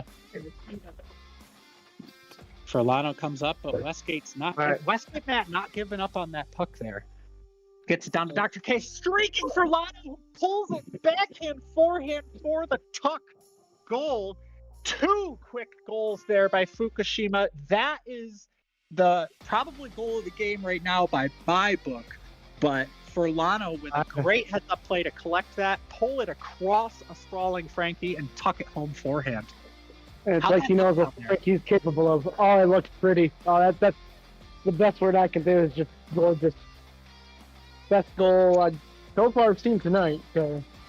Yeah, those were some silky middies right there. Great play. All right, Tipsy looking to recover here. Cricket is throwing it into the wheelhouse for Kako. Dumps it down the wall. Kako tries to collect. All the way back to Whitmire, who settles it down, makes a nice move around Ramsey, throws it into Conco, who tries to catch Mark turning, throws it in there. Mark got the save. It comes all the way back out up top. I think Whitmire's got it here. Throws it in, easily turned away by Mark. Ramsey collects. Whitmire coming up on this free puck, fakes the shot. He caught Blotzer. Blotzer thought that shot was coming. Oh my goodness, what a pass into the middle by Whitmire. Haran is turned away. Another rebound, and Haran puts it home, and they get one back. They had to do it. It's 4-3. Tipsy had the chance to get a goal and stay in this game before it ran away from them, and they did it. That's exactly what they needed. And now it's had 3 goals in 3 minutes. Yeah, Fukushima did not seem to know where the puck was that entire time, and it just happened to go right in front of the net, and he put it home. All right, Ramsey trying to get Fukushima to settle back down here and not let Tipsy claw their way back after getting a quick one, which they needed. Blocked by Haran, it goes back in the corner. Dr. K goes across to Ramsey. Ramsey getting pursued by Conco. Ramsey across to Dr. K at the point. Dr. K looking for Ramsey, but he turns it over right to Conco, who has a free chance and shoots it high and wide. He's going to want that one back. Throws it over to Westgate Matt. Matt looking to do something with it, but Dr. K not letting him have anything clean. Again with Conco, back to Matt. Now they're trying to play the top of the arc, collects it behind the net, behind Frankie with the puck. Looking for help. He throws it all the way back to Kurt and winds up Conco with the block. Oh, I saw something come up there. I think, was it Kurt's stick or the puck? I'm not Brandon, sure. did you get a look at that? I did not get a look. Well, Conco's got a helmet on. Conco's got a helmet on, so I think maybe it must have caught him on the bottom of the chin. Okay. Okay, yeah. Yeah, I've I was seen a just couple on the line of. Yeah, I've seen a couple times where I'm just where saying, it was inadvertent, Kurt but I'm might saying have great gotten a puck. penalty and then They both didn't. went for it. Kurt got him up higher. Oh, Yeah, we're if you catching a guys- little bit of an explanation from Sweet here. He said it was inadvertent, All right. so great puck. So Play is back underway here. Dr. K looking to collect in the corner. Westgate Matt giving him trouble. Throws it all the way up to Kurt. Can't collect. Kurt turns and shoots. Blocked by Haran. Again, Kurt with the puck. Looks to take a shot wide, but Furlano right there throws it to Dr. K, who can't connect. All the way up to Kurt. That puck is still loose, bouncing around. Furlano collects in the corner. Kurt, another shot up high. Rebound out wide. Furlano looking to try to put that rebound home. Cricket looking to collect for Tipsy so they can recover. All the way down. Westgate Matt in the corner with it. Furlano playing defense on him. Throws it to the other side. Kurt and Cricket come together. Furlano to Dr. K. Dr. K, block shot by Haran. Puck's loose. Cricket pulls it free. He's still got it down behind the net. He looks for Haran, who puts the shot off of Mark's pad. Mark didn't even have to move there. Dr. K collects, throws it all the way down to Furlano. Puck takes a funny bounce, but Furlano still comes up with it. He's got the puck with his back to the net, looking up high to Dr. K. Back down to Furlano. They're playing a little bit of a keep away right now. Oh, puck Yeah, gets thrown Tipsy in there. does not- Tipsy does not seem to be in too much of a hurry to try to grab the puck when Fukushima is in possession. So we'll see how that'll change come later in the third. Yeah.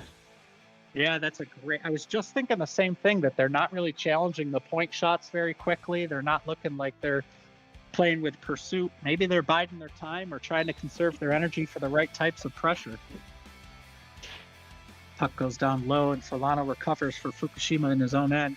Tries to make a move, loses it, but it went right to Ramsey. All the way back to his net, covered up. Blotzer on the freeze. Puck goes in. Conco knocks it down. He's got a chance to turn. He's got Matt Whitmire coming up the middle. The shot goes on. Conco gets the rebound, but Mark makes both saves. Mark is always where you need to be when you need to be there. Conco and Furlano coming together in the corner. Furlano throws it all the way back to Mark. Mark taps it away to Ramsey. Ramsey back up to Blotz. Furlano sneakily behind the net there, looking for that puck. He tries to go for the wrap, but Frankie's legs make the save. Conco on the freeze here. Throws it in on Mark, but it goes right into the logo. Mark makes the save. Fukushima throws it down in the corner again. Conco with the puck, he wins it. Furlano covering. Whitmire throws it in. No one there. Puck goes all the way back down to Tipsy's end. Furlano with the puck in the corner. Tries to get it by Conco.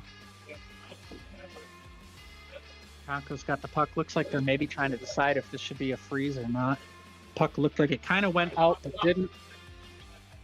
And it looks like it's gonna out, analyze so it looks like it's going to be Fukushima's puck out of play. Fukushima puck. Fukushima puck. There is just a little over 7.5. We're halfway through the third period. It's a 1-goal game. 4-3 Fukushima right now. Furlano with the puck in the middle. He's got the shot, but it gets blocked in front. A lot of traffic there in front of Frankie. Furlano looking to make a power drive there, but unable. Dumps back into his own end for Ramsey. Ramsey all the way across. Kurt coming off the bench. He's got the puck. Winds up that slap shot. Conco with the block in front of the net. Rebound goes back to Fukushima. Conco taps it away, but it's right to Kurt, who winds up again. Another block. And we've got a whistle. High stick by Kurt. High stick on the shot. No, so for those of you watching home, it's not a penalty high stick, but we have a rule in this league where the wind up on a slap shot cannot come above your waist. So it looks like he wound up a little too big there. Puck comes all the way down to the corner. Dr. K ties it up with Conco covering. Throws it up to Ramsey at the top of the three-point arc, who's looking to turn. Gets it across to Kurt, who's making a cut. Whitmire makes a great play. He also turns it away. No one coming to Whitmire. He probably could have taken that in, but he looked like a pass, and it's a little ahead of his teammate. Puck goes into Mark. Covers it up. Ramsey with the puck, slowing it down. Back to Dr. K. Throws into the corner. Kurt and Conco coming together. Kurt back to the point. Whitmire recovers. He's got a little space. Throws it in there. I think it took a deflection into the corner. Ramsey with the puck. Also tries to throw it in, but Haran makes the save. Turns to shoot, and it gets deflected and slowly dribbles to Mark for the cover up and freeze. Kurt looking to make the wrap there. Conco tried to knock that down with a high stick. Whistle dead there. So we've got about 5.5 left. Brandon, we saw Fukushima come out fast. Tipsy got one back. Now Tipsy still needs one to tie it up. What do they got to do? 5 minutes to go. What do they need? I think they need to start checking the puck. There's been a lot of times I've seen a guy. I've seen Fukushima with the puck inside their own 3-point, and Tipsy's over at half court just waiting for a shot. I think they need to start attacking and pressuring Fukushima to cause a turnover, and hopefully they can get one. We got 5 minutes left. Cricket looking to do something off the freeze, but he throws it off the wall right to Furlano, who kind of whiffs. The puck comes up and spins on him. Throws it back to Ramsey. Ramsey collects, goes back to Furlano again. He's got time in the middle of the court. Not what Tipsy needs to be doing down one with 4.5. Haran makes a good stick check there, but Dr. K collects. Dr. K battling two people, throws it up to Furlano at the point, wide open. He's got a shot, but it's wide and high. Ramsey all the way back to Furlano, who's got a lot of time again, high and wide, and this time it's going to be for a whistle. Tipsy puck, 4 minutes, 20 seconds left. Down one in the third. See an awful lot of jogging out there by Tipsy. They're going to have to start pursuing these pucks a little harder if they want to get this tying goal. Furlano in front of the net. Throws it down low to Ramsey, who just puts it in the blender, but it gets all the way across.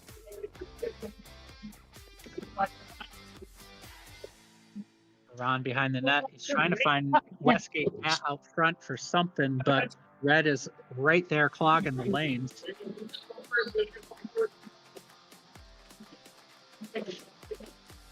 Dr. K winds up. Frankie turns it away to the corner, but Furlano wins the puck out to Ramsey. Good intercept by Haran, but doesn't have time for a clean shot. Dr. K with the puck again. Haran giving him the business in the corner. All the way down to Frankie, or Furlano. Throws it in the corner for Ramsey. Ramsey back up to Furlano, but Conco gets a piece of it. Up to Dr. K at the point, looking to reset. Takes a deflection, but it gets right to Furlano, who one-times the loose puck that popped out to him, and he puts it top corner. 3 minutes to go. Fukushima takes a 5-3 lead. We were talking about puck luck being all tipsy tonight, but that looked pretty lucky to me, Brandon. What did that look like down there? I mean, it looked like, as I said, Tipsy was trying to actually, force them to get the puck, and it just unfortunately popped right to Furlano. And as I said, he's the king of putting trash away, and he will not let you forget it. We're talking about Tipsy needing to take a couple of risks, and then they finally did, and unfortunately it went against them. But when you're down 1 with 4 to go, sometimes I feel like you can't win without taking those risks anyways, so you might as well go for it. I agree. Absolutely. And I mean, Haran he was doing that for the last couple of minutes. He was reaching his stick in to try to, he got a couple of turnovers, just nothing came about it. I believe we have a timeout being called. Yes. 2 minutes, 10 seconds left. Fukushima 5. Tipsy has 3. We've got a timeout, which will result in a face-off. I didn't see who took the timeout, though. It might have been Fukushima. I wasn't really looking, but I think from my ears sense, it did come from Fukushima's side, which kind of surprises me, considering they've been almost dominant this entire game. Not sure if this timeout will help or hurt them, so... Yeah, there's been little pockets where Tipsy's shown some life in terms of possession, but then it seems that Fukushima settles right back down and possesses the puck. Now, the Rfhl has an interesting rule where if a goalie covers it up and the other team takes a timeout, it turns into a face-off. So sometimes those timeouts can be a little bit strategic in terms of trying to get possession back. Fukushima might have been just hoping to catch their breath 2 minutes to go with a 2-goal lead and trying to make sure they didn't lose possession there. That is an absolute good point, and I'm pretty sure that's exactly what happened, because Frankie did cover it up after a nice skirmish in front of the net, and they absolutely called the timeout to catch their breath and then reset. And here we go with 2 minutes left. Puck goes all the way down. Conco gets it. Dr. K playing him tight, hoping to kill that clock by giving him no space. Conco looking for something. Doesn't really have much and has to throw it all the way down. Blotzer recovers in his own end. Haran trying to pursue. Blotzer uses the net to his advantage. He's still driving with the puck. He's coming all the way down. Takes the shot. It's wide, but it rolls off the stage. Still live. Dr. K with the puck. Conco doubling up, trying to get that puck back. Minute 35. Puck is still in the corner. Tipsy's going to need that puck back if they want to try to get it. Pops back out front. Back to the corner. Conco collects. Throws it all the way down. Kurt, another dump in. Conco going in for the collection. Dr. K covering him. Conco tries to get it in there quickly, but Furlano's up to the task. They throw it on net finally, but Mark gets the save and the freeze. Furlano takes the puck. We have 1 minute left. 5-3 Fukushima. Furlano takes it out and around the net. Throws it across to Blotzer. Puck comes. Oh, puck just squirts across in front of the net. No one home. Whitmire gets the puck, looking up the wall for something. Dr. K read it all the way. Conco collects behind his own net. 45 seconds left. Fukushima not giving Tipsy anything clean. Oh, and Conco throws it at the net. I don't think Mark saw that. We have a goal. 39 seconds left. Tipsy puts it in the net to make it 5-4. We have a 1-goal game with 39 seconds left. From my angle, he absolutely did not see it coming or was not expecting it. But either way, there was a good top shelf. Yes, and it looks like maybe Tipsy might have also taken their timeout. That might be wise because you never know if you're going to get another freeze. Catch your breath, down 1. 39 seconds on the clock. So let me ask you, Brandon, it's the age-old question. In the RFHL, do you pull the goalie or do you keep him in net and try to get that tying goal? I've never been a fan of pulling the goalie with this because, as Taco just proved, you can score from anywhere, and taking a goalie out just doesn't make any sense in this small of a gym. I have to agree with you there, Brandon. And one of the things that always kind of bothered me when I was also a goalie is that our stat keepers, we give them credit. They do a great job. All of our volunteers, stats and refs. But when you pull the goalie, an empty net goal still counts against your stats as a goalie, and that always bothered me too. I don't think I've ever had that happen to me, but I will have to keep an eye on that and change that if I can. So we got 30 seconds left. Dr. K in the corner trying to eat up some clock here. The puck's not really moving. The refs blow the whistle quick. Stoppage of clock, 22 seconds left. We've got a face-off coming up. I like that the refs are focusing on stopping the clock a little quicker on those puck battles in the corner when it's down to the wire like this, because we got a lot of teams that'll try to chew up the clock. Mm-hmm. They'll just step on the puck, hold it in the corner, and just wait. But I like absolutely. Another face-off win there, this time by Tipsy. Tipsy throws it on Frankie. Frankie covers up, lets it go quickly. Conky tries to rip it on net. It's right under Mark's toe. Big save and freeze. Dr. K takes it behind his own net, dumps it all the way down. Furlano takes the lift, and that will do it. That is the last second there. What a game. Right to the end. That was absolutely game of the week so far. Yes. Obviously, there's another been great battle. So we have a final score of Fukushima face-off 5, Tipsy Talking Twisters 4, right down to the wire. Brandon, what are your final thoughts for this one? I don't know. That game was super close. I don't know if I can have any kind of thoughts. But I mean, Frankie and Mark both standing on their heads, keeping their teams in the game the entire time. And I mean, Fukushima controlling the puck most probably, 65, 70% of the game. But, Tipsy keeping their shots, getting their goals. And it was a great game all around.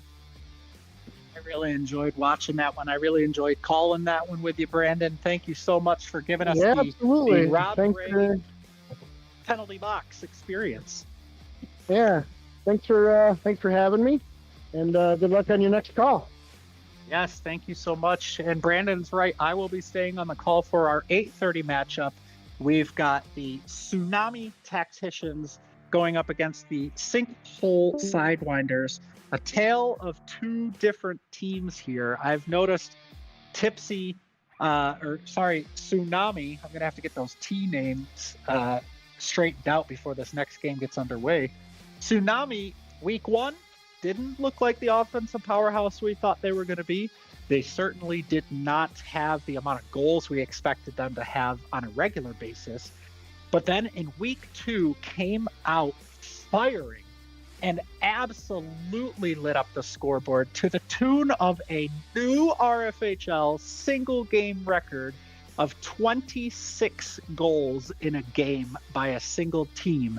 They absolutely took it to their opponent Storm Surge last week.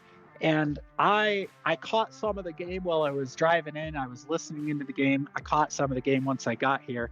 And we talked about it a little bit in our podcast.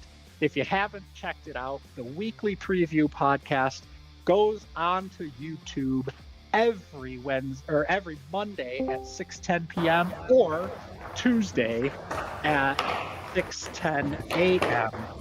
So in the meantime, I can hear we have our my color commentator who just joined me for the 8:30 game. I gotta tell you, Brian, I'm getting a lot of sounds from the court down there while you're in the penalty box for this one. What is it? What do you think about that view? It's definitely an interesting view over here. I've been curious about the feedback. If you need me to try to make any adjustments on my end, obviously a lot of pucks flying at the moment. So how does it sound down here in the Rob Ray box? Your mic sounds great. It's funny you call it the Rob Ray box because I said that to Brandon. I don't know if you were listening in to the 7:30, but I said that to Brandon. He's giving me the thumbs up. I can see him. I said that to Brandon. I told him, watch your head because I don't need any Rob Ray stitches happening down there. The only thing I might say is I know you've got a really nice mic over there. Does it have a mic gain knob? Can you turn down the gain a little bit? Tell me if that's any better. I turned down there's just a volume button. Is that a little better? Yeah, it's a little bit better. We can hear the sounds of the game, and that's never a bad thing, I don't think. So we'll go with it. We'll see how it goes. One of the things I will say that was to our advantage was that Brandon was picking up a little bit of some of the chatter that a lot of people don't realize the refs do a lot of talking out there. I used to ref a lot of games, and when I'm out there, I used to talk a little smack or give a little oohs and ahs sometimes. So we could hear Commissioner Sweetmeat making a couple comments about the calls and non-calls and things that were happening. So you're definitely going to pick up some of the sounds of the game for the crowd to hear. But anyways, so we've got a pretty good matchup here. Before you joined, I was talking about the tale of two tsunamis and wondering which version of the Tsunami team we're going to get tonight. But also, on the podcast, we talked about how Sinkhole has a lot of firepower, and once they find their groove, going up against a Tsunami team that's really known for their offense, but maybe not as much their defense, we could end up seeing a pretty good game here. What do you think about this game before we get started? I know you talked about it on the podcast a little bit, but... Yeah, this is, like I said, this is the team that has two rookies on it. It takes a little bit to adjust to this league. I think this team has a really solid chance of clicking this week.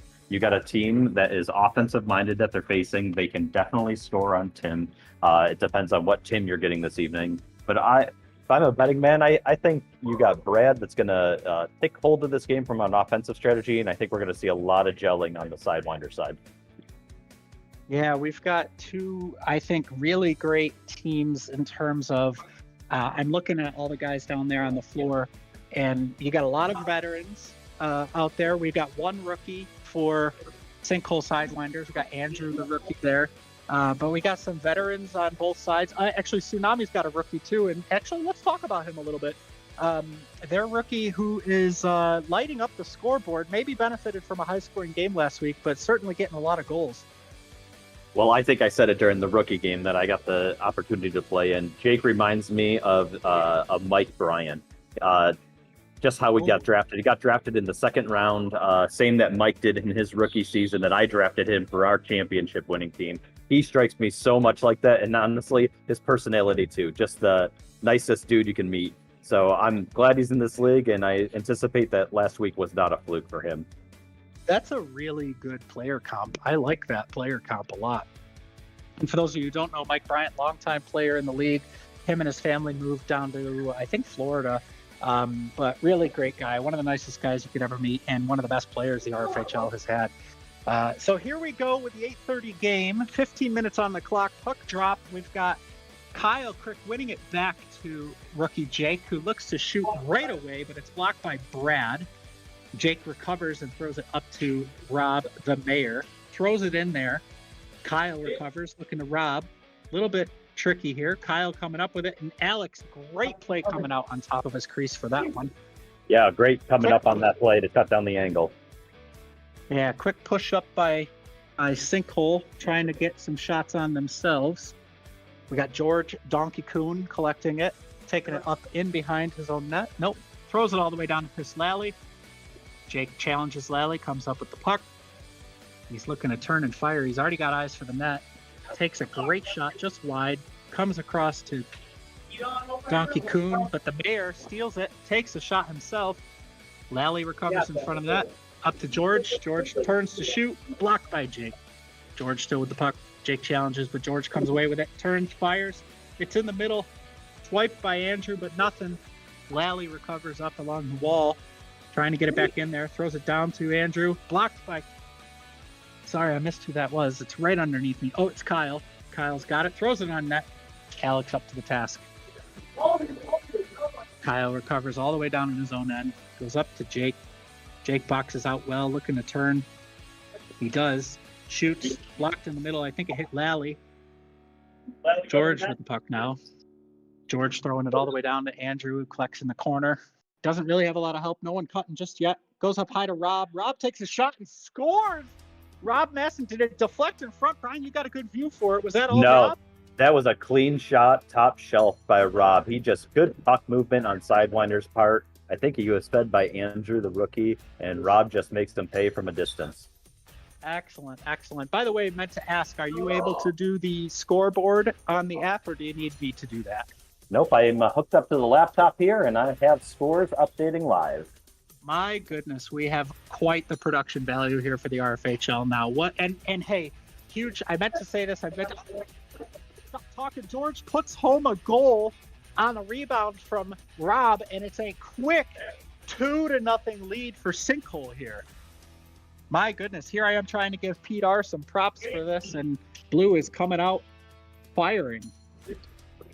And the thing about the Sidewinders is they're doing this without Brad so far. Brad hasn't even seen the ice. Yeah, that's a great point. Their first round pick. I think he played a very quick first shift, and that was it. Jake collects in the corner for Tsunami, looking to get on the board here. Got great movement right now. Tries to turn to get the shot off, but it's blocked by George. Goes down to the corner, and Shane recovers all the way up to Kyle. Shot goes on. Alex up to the task. George recovers. Jake challenges. Comes away with it. Jake's still on it. Loses it down into the corner, but it's got the puck again. Puts the shot on. Deflected high, but it's still good. It's clean. Comes all the way out to Jake.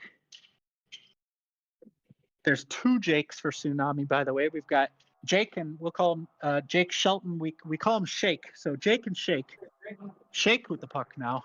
All the way across to Jake. Puts it on Alex. Big save.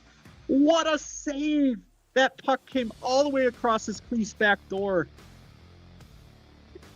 Brian, that save had to have been looking really nice down there. You know what? Alex is tracking the puck really well so far this game. He's challenged. He's following. He's playing a solid game.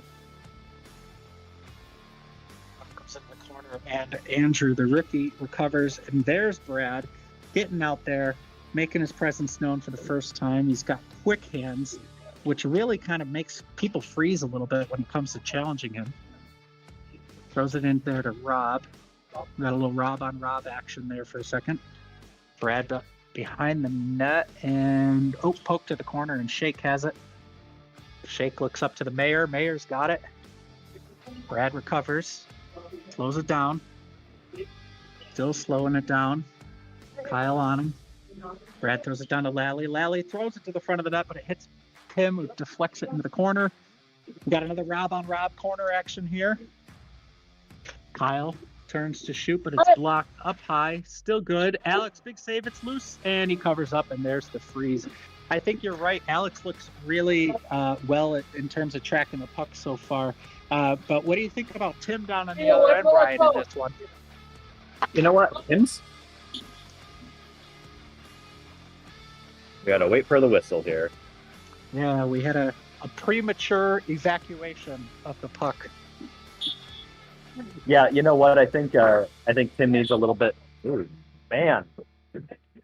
Wow. Off the freeze, this time waiting for the whistle. Jake Shake takes the shot and scores on his cousin Alex.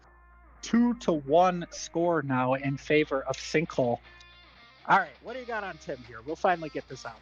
Yeah, I think Tim is suffering from a little bit of lack of defense on his team's end right now. They've been moving the puck well, but just haven't been getting back when Sidewinders have been in that offensive zone. Yeah, they might have to rely on quite a few blocks to make something happen here. I will say Tsunami has been moving the puck really well. They just haven't been able to capitalize on some of that movement because Alex is playing a solid game so far. So now Sidewinders have been just capitalizing on the opportunities they have. I think that's pretty fair. It looks like good offensive passing right now. Oh, and Jake gets another one. He comes free with the puck. Shake gets the chance in front of Alex. No one challenges, and he puts it home. We have a tie game with 8 minutes and 40 seconds left in the first. Tsunami wins the faceoff. Jake over to Rob. Rob puts it on net, and Alex makes the save. And now we've got Brad, who's looking to shoot, decides not to, and throws it up the corner for Andrew in the corner. Comes all the way back to Brad, who takes it behind his own net and looks to reset the play. Brad throws it in again, and what a decision that was. He threw it. It looked like he was going to shoot, and then he threw it down to the rookie, who puts it home 5-hole on Tim, and the score is 3-2. How'd that look quarterbacking out of the first rounder, Brad, out there? Yeah, Brad just gave a beautiful pass to Andrew. Andrew settles the puck, is patient, and puts a backhand 5-hole in on Tim. It was a solid goal. Puck goes all the way back down to the Mayor, who collects, makes a little bit of a nifty move, but the wall kind of slowed him up there. Pops out to Brad, who puts it on net. Tim up to the task. Jake collects. Jake throws it in wide, but Alex makes the save on the rebound and freezes it. Andrew decides to throw it on net. Well, Sinkhole's changing. Rebound comes right out to Mayer, but he misses the backhand just wide. Rob almost redirected it. Yeah, I don't know if he knew it was coming. It looked like it kind of hit him on the run, and it was a good redirect. The Mayor's got the puck now in the middle. He's looking to make something happen. Sinkhole put good pressure on. One-timer by Kyle, but it's a glove save by Alex. Puck gets shot down real quick the other way. Tim goes to cover, but misses. Rob digs it out. Rob in the corner. He throws it to the middle for Brad. Brad looking to turn. He's still looking to turn. He is able to turn. Gets the shot off. It's high. Puck is still live. Maston's got no one challenging him. And he shoots it, and I think did it go out through the basketball hoop? Yeah, it went out through the basketball hoop there. And Brad was down low, and that's a dangerous spot for him to be backing up, trying to get a goal on Tim. But good defensive play by the Tacticians. All right, Tacticians looking to reset here with Jake up the wall. He's trying to turn all the way around. Throws it in. Kyle recovers. Rob clogs it up. He's got the puck in his end. He throws it down to Andrew, but it's broken up by Jake. Jake recovers. Looks to possess.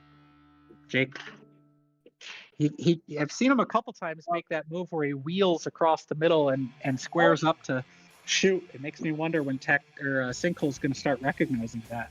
Have you noticed any tendencies? Sorry, we're just getting a score clarification here by Haran. What a save just now by Alex. The shot was wide. It rebounded right out to the Mayor, and the Mayor shot it. And now we have another goal by Sinkhole. It looked like Brad shot that, and it went off of the rookie Jake unexpectedly and deflected right into his net. So we have a 4-2 game in favor of Sinkhole. Rob collects behind his own net. Looks to throw it in there. Throws it into the corner where Brad collects. Jake right on him. Jake shake. Great pass by Brad to a cutting Rob, who one times it blocked wide. Rob still on it again. Throws it into the corner.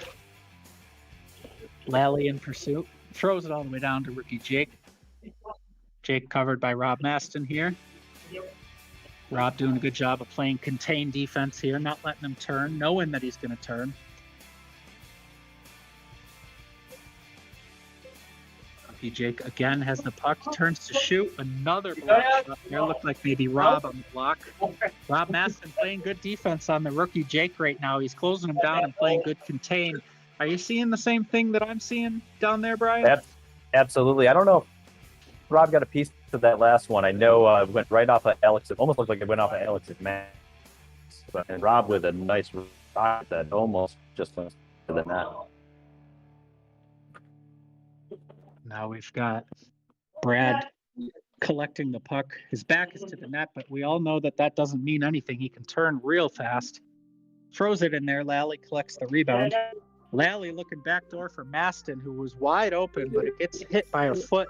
Goes all the way down the other end. Shake collects for Tsunami. Shake still looking. He throws it to the front of the net, but Alex's stick is down and the puck gets stopped. I'd say both teams are moving the puck really well here in the first period with 3.5 minutes remaining. Yeah, I've noticed a handful of passes that are well-timed and hitting the person who's either cutting or is wide open, and they all look like they have their eyes up out there.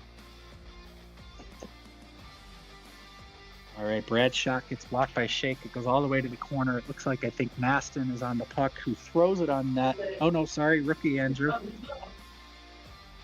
Alex with the save now, and Sinkhole gets the puck off the freeze. Brad looked like he wanted to shoot quick, but then recognized the change and he pulled up. George puts it on net, but Tim covers, and Shane will take the puck out for Tsunami. Shane goes up the wall to Shake. It's a little far. Shake still comes up with it behind the net, right behind Alex. Brad playing contained. Shake went for the shot. No, hardly any angle there, but he still got the shot off. Andrew takes it down in the corner, and oh my goodness! Right off the helmet. I think Andrew threw that into the middle. Did it go off of George's helmet or Tim's? It looked, it looked like George's, but it could be mistaken with that. Both teams are right underneath the net, and I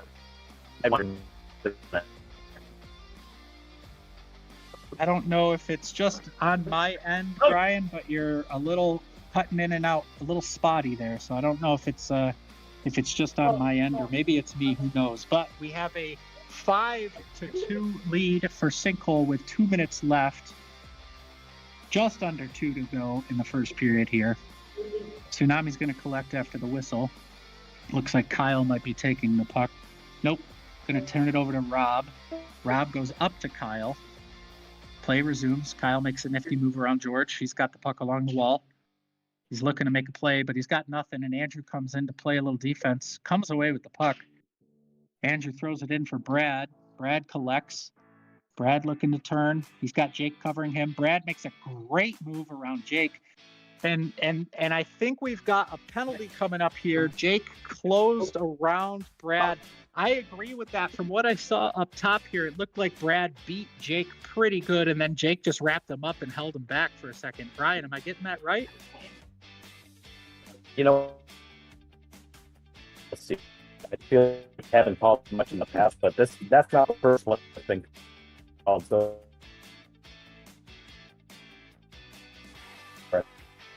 Sinkhole on the power play here. Brad looking to possess. He's got a lot of time. His hands very quick. He keeps guys. He really keeps guys from challenging him because his hands move so quickly. George in the corner. Sinkhole trying to set up the triangle. Goes back up to Brad, who's quarterbacking from the point. Goes down to George, who looks on the one-timer but collects. Back up to Brad right away. Brad's got a lot of chance to shoot here. He does. Blocked by the Mayor. Mayor looking to try to come up with it. He does and dumps it all the way down. Alex covers up, lets it go quick for Brad, and we're right back to it. Brad up to Andrew. Andrew back up to Brad. Passes in his feet. Brad across to George, who one-timers a miss. Andrew trying to take the one-timer himself on a loose puck. It's bouncing around up to Brad. Brad shoots. Kyle blocks. Kyle comes away with it and throws it all the way back down. Brad collects and starts the possession again on the power play down to Andrew. Andrew looking across. He does, but it gets blocked. Kyle comes away with it, puts it on Alex. Brad with the puck up to George. George puts it on net. This time Tim makes the save. And we have even strength. Jake is back. What a kill by Tsunami there. It looked like a really great movement by Sinkhole, but Tsunami up to the task. yeah, they were forcing the pass to his teammates on that. They were going with an eye formation.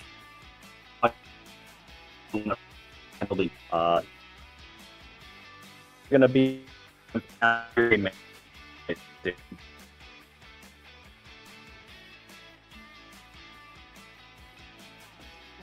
sorry to tell you, Brian, you're cutting in and out a little bit. So I don't know if you can hear me clearly. I don't know if it's me cutting in and out or if it's you, but that is the end of the first period. We have a 5-2 game in favor of Sinkhole Sidewinders. Both teams have played a fantastic set of possessions, and both teams have had great chances. So far, Sinkhole has been a little bit better about making those chances turn into goals, but you can feel that Tsunami is right on the cusp of putting some of those goals in themselves. And I think that this game is a lot closer than a 5-2 score might make it look. So it'll be interesting to see what the second period looks like. It'll certainly be interested to see what the whole rest of the game looks like, but I can't wait to see what happens next because both teams are looking pretty good out there. Hopefully we get Brian back for his color commentary here in a moment. He's making some changes. It looks like he's trying to adjust either his mic or his phone.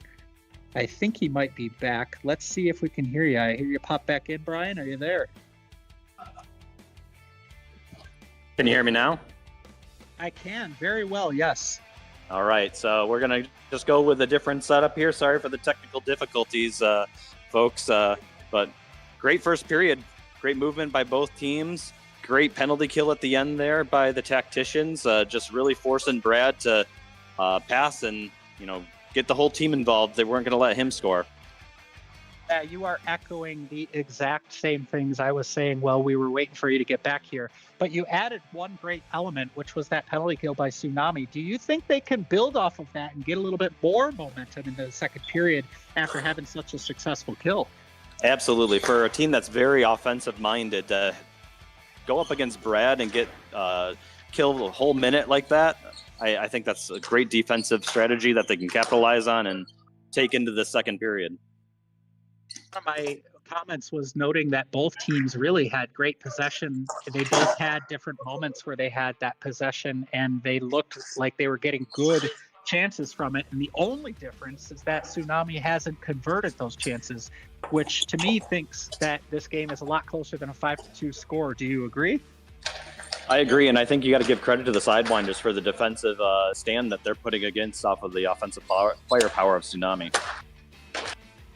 So here we are in the second period, and we are about a minute into the second period, 14 minutes to play. We've got Rob trying to collect the puck here for Sinkhole and get things settled for the first real sustained possession. He throws it in there, and Brad collects that rebound. He's got it behind the net, behind Tim. Tim trying to keep a close eye on him in direct traffic in front of his own net. Brad's still looking to make a move. He's got not a lot, but he does get it in there. Lally throws a shot on net that deflects. Brad collects with his glove and resets. Oh, and he's got a sweeping Lally. What a pass by Brad, and Lally just misconnecting on it. And now we've got a battle in next to Tim. Dane takes the pass from Shake, who gives it back to Shake. Thrown into the corner. Looks like Maston and Shane come together for a puck battle in the corner here, and the puck goes up the wall. Shake collects in his own end with Brad closing in. Now we got rookie Jake, who throws a backhander on net, but it gets blocked. Goes down to the corner. Back up to rookie Jake, who shoots it just wide. Collects his own rebound. All the way up to Shake, who can't quite handle the pass that goes into his own end. Shake looking for something here. Throws it in. Rebound off the wall, comes all the way back out to the middle to Andrew, and he shoots on Tim and scores. Andrew took that puck off the wall and had all day no one challenging him, and he gets a clean shot past Tim to make it 6-2. What do you think on that one there? Oh, you couldn't have slid a piece of paper under that puck. He never left the floor, so just slid along and scooted right past him. That's great. I like to see it. Rookies getting on the board, playing with confidence. It's only week 3. There's a great pass by Andrew to Brad, who has the whole court in front of him, and he can't make the score. I'm surprised about that one. Brad might have not even realized he was getting so much time. Yeah, one-on-one matchup, and you know what? Brad just made him pay for that. So quiet, cool out there, maintaining his composure, and doesn't get the one-on-one right in front of Tim, but makes him pay from behind the half. Yes, he did, and we have a 7-2 game right now with 11:45 left. Oh, is that in again? I think Sinkhole just scored again. Yes, they did.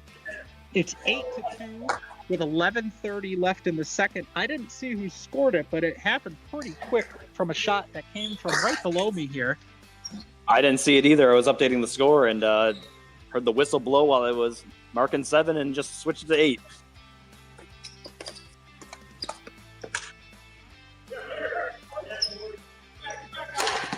All All right, so resetting here after a couple really fast goals. Brad has the puck in his own end. He goes all the way across to George, who's wide open. George collects, goes back to Brad on the one-timer, and I think he shot it off his own teammate. Andrew makes the block there. Saved Tim there. I think Brad had the whole net on that one-timer. Brad takes a quick shot, blocked by Rob, who gets it in the middle. He collects, he puts it right on net. And oh my goodness, what a save by Alex. The rebound came right to Kyle, who put it right back under his pad. But Alex shut the door with that leg getting down quickly. Jake collects and puts a shot on off a body, and it goes to the corner to Kyle. Kyle puts a shot on, deflects up to George. Tries to hit Andrew streaking, but it's a little behind him. Andrew resets with a shot in low, off the net, but it's still there. Puck goes into the corner. Brad is going to collect with a little bit of time and space. Nobody challenging him. Goes all the way up to Andrew at the point and shoots. Blocked by Rob, who puts it on net. Alex covers up for the freeze. Andrew, they are not challenging Andrew on those free shots right now. Puck goes. Yeah, in the corner, I think that's a poor Brad defensive strip.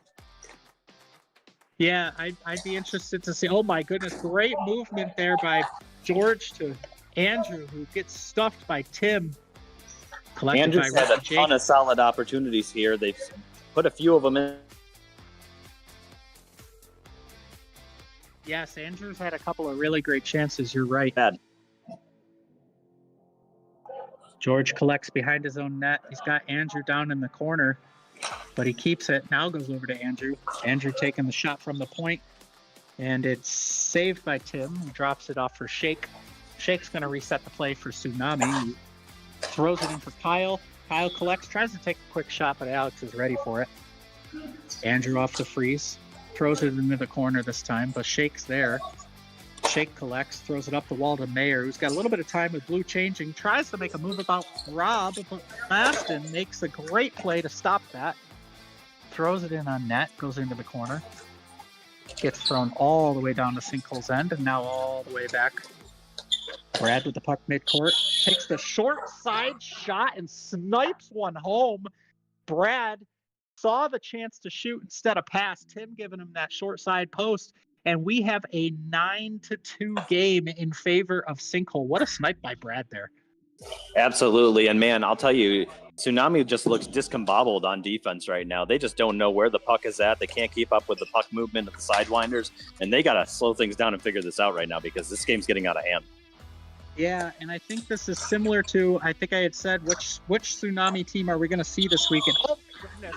Brad gets a lot of time again in the middle, makes people watch his hands, and he puts home the backhand shot. It's 10-2 with 8 minutes left in the second period. Sinkhole running away with this one all of a sudden. Yeah, I think somebody watched last week. They give their team a taste of their own medicine, and that's what's happening right now. One of the things that I was saying, I was trying to say it again just now, was that Tsunami is kind of the tale of two teams. And we're unsure if they're going to be that offensive powerhouse that can overcome their defense, or if they're going to be the team that struggles to score and defense becomes liability. Oh my goodness. Brad off the freeze, throws it up to a Lally. Lally takes the one-timer shot and slides it along the floor to the far post and scores. It's 11-2 Sinkhole now. Brian, you saw that shot earlier that stayed on the floor, and we got another one from Lally. What'd you say about a piece of paper again? You know what? You might have been able to get a piece of construction paper under this one. It looked like there might have been a slight bit of air, but again, just scooting along the floor, and Tim can't track it. We're slowly working our way up from a piece of paper to a construction paper to Andy Goffin origami is coming up next, I think. So. All right, Tsunami takes the puck off the freeze. It's blocked by Rob in the corner. Rob comes together with Jake. This is Tim got usually lucky about there the too. time, That was way out of position. Yeah, usually this is around the time where we start to see Shake play with a little bit of a piss and vinegar, if you will. And a second chance shot by Maston, and he scores from the middle of the court. It's 12-2. I wanted to say Masson had a beautiful redirect on that last shot, and it just didn't go in. Just went wide left of the net, and he makes it up for it right on that last pass.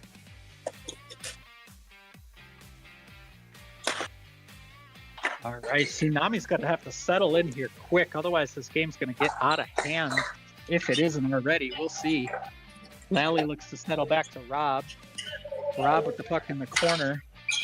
I don't see a lot of challenging, but it's right underneath me. Puck comes all the way across to Shake, who collects right in front of Brian there. You can probably smell him. Puck goes back to Shake in the corner. Goes over to Shane. Shane fires a shot, and there it is. We were waiting for Tsunami to get back on the board to break the streak of goals against. And Shane, who takes a great slap shot, unchallenged, puts it top left corner, and it's 12-3 with 5 to go. What a shot. Did you see that? He got top corner, but it looked like he went 5-hole through the defender to make it happen. It was a beautiful shot from a distance.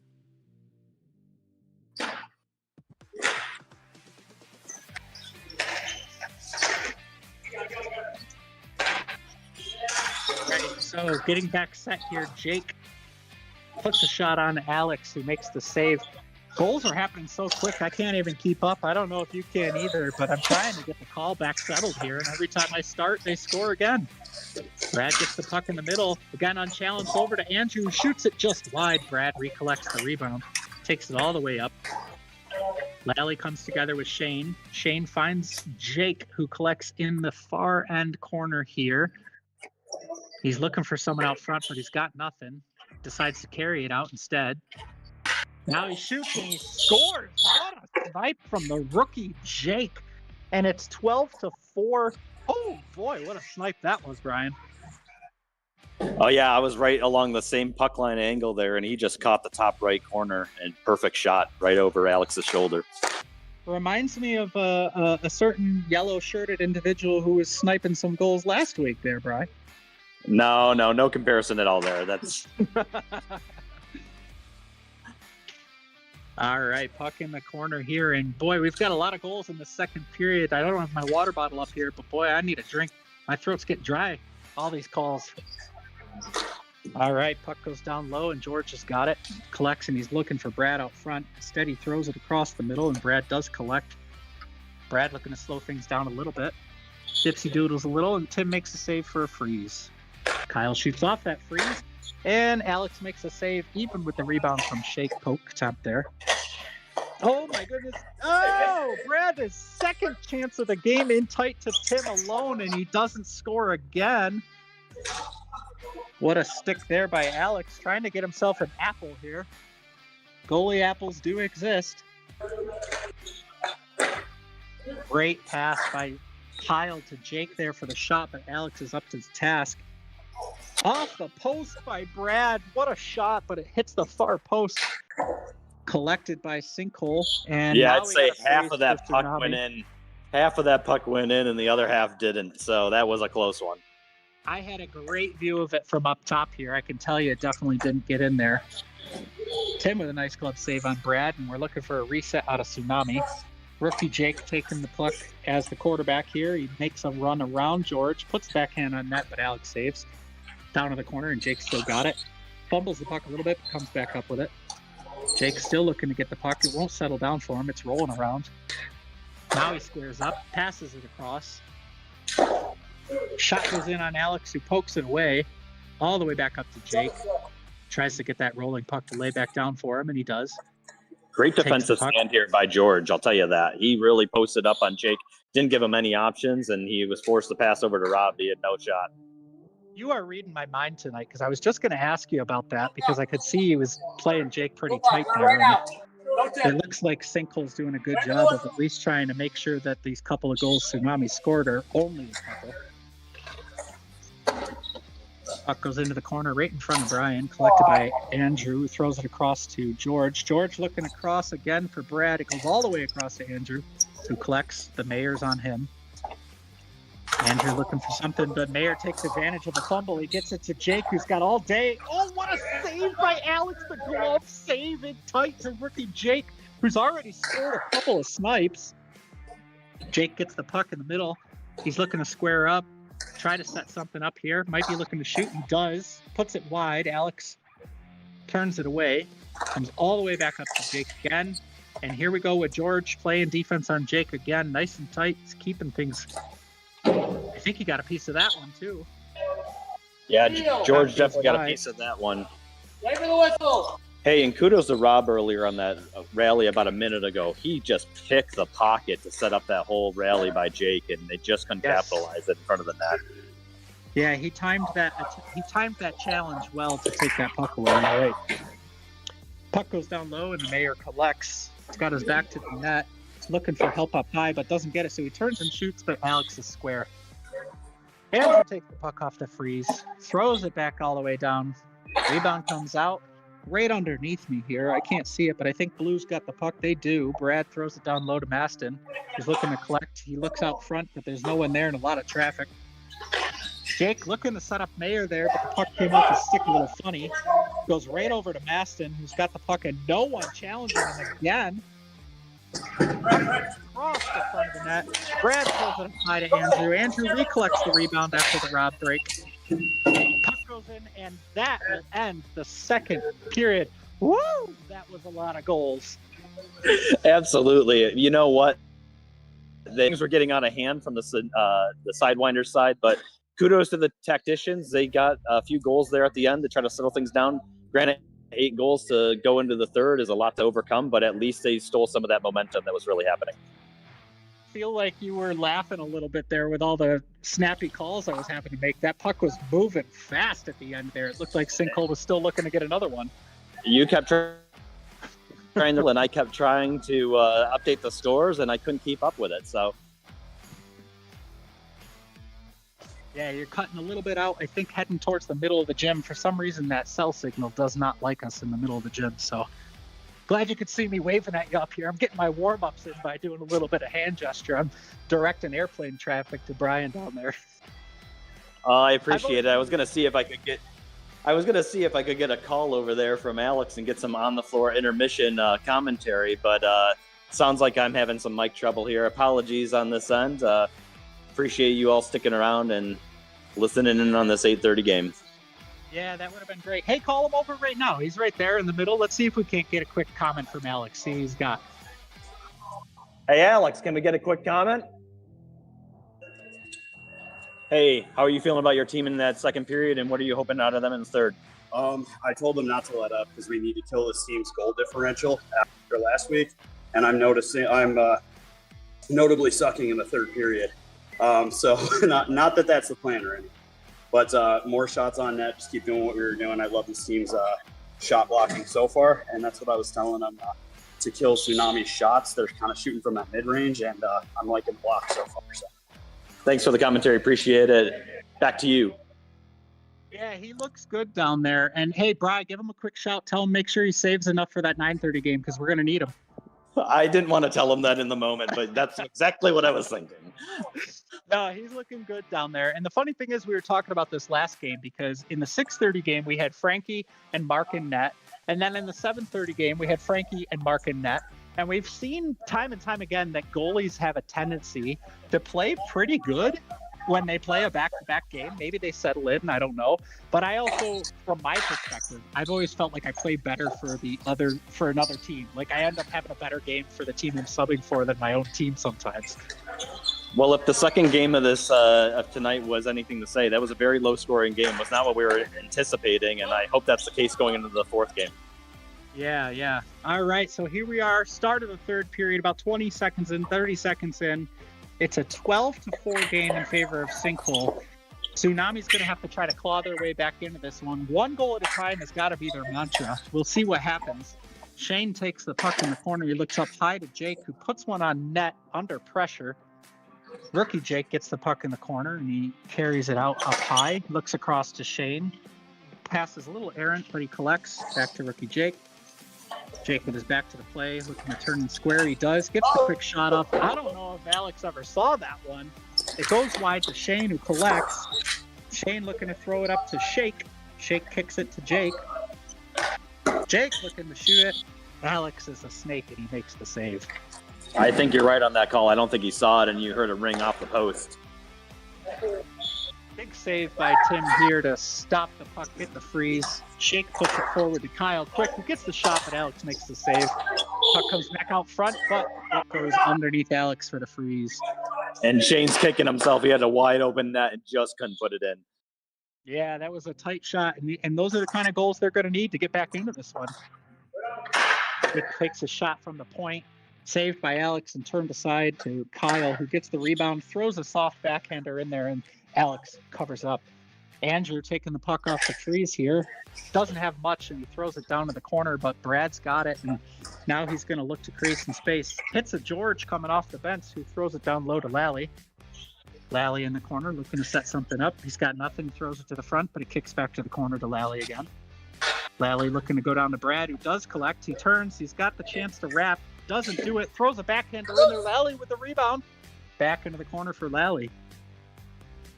Shane kicks up the wall to Kyle. Kyle does collect. George puts his stick down. Great defense there to block that passing lane, but it does still get to Shane, who's down in the corner for Tsunami. Shane goes back up to Kyle. Kyle collects, doesn't have much, throws it in there. Shake has got the puck, goes all the way across to Kyle, but it got out a little ahead of him. Oh, and the puck gets thrown into the middle. Rebound. Alex saves. Another great chance for Shane in front of the net there. Tsunami's got to get some of these goals, Brian. Yeah, absolutely. I'd say out of the first 3 minutes, the Tacticians have really controlled the pace of this game. They've come out with more energy. They're trying to get back into this.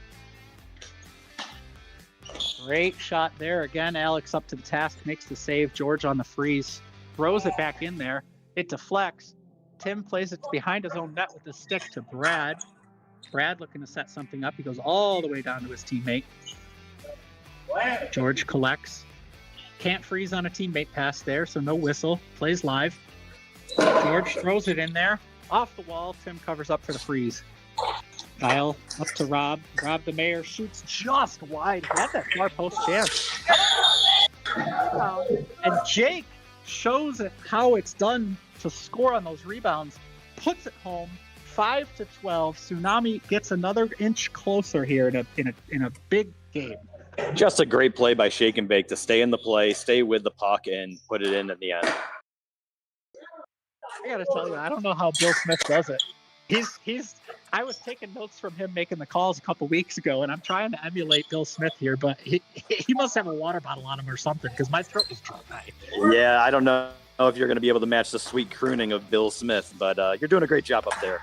Thanks. Yeah, you guys aren't going to hear much from me in the next game, which you might actually like that a little bit better.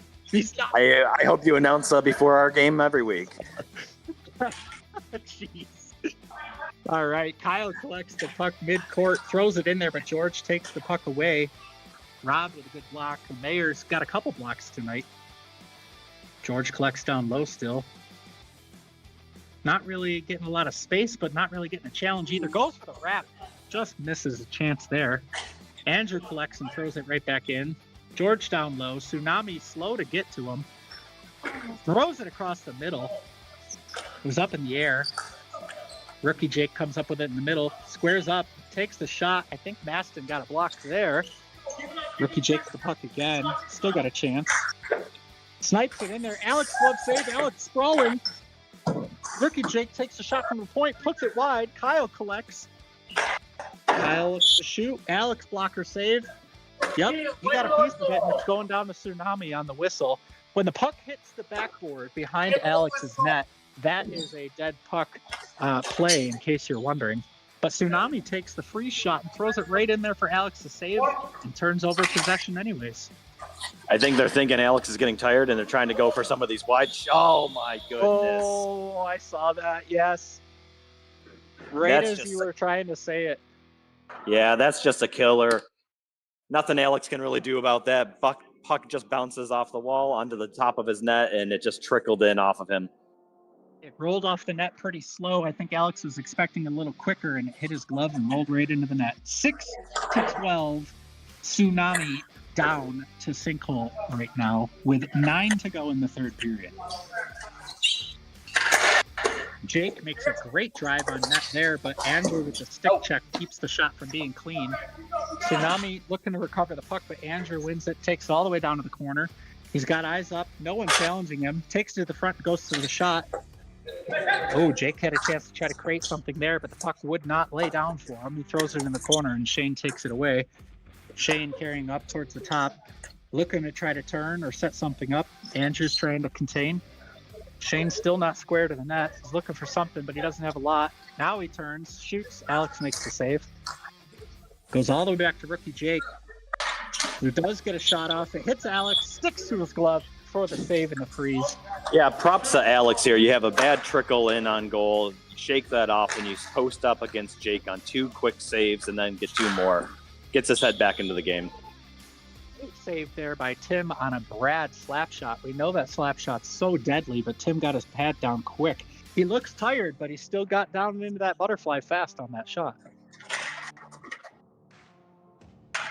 All right, Brad looks to collect here. He does. Keeping Shane honest. Throws it back to George, who's wide open. They're clearly a little bit worried about Brad here, leaving other guys open. George takes the puck. Got Brad going down, but Jake makes the block, goes for the backhand. Alex stops him.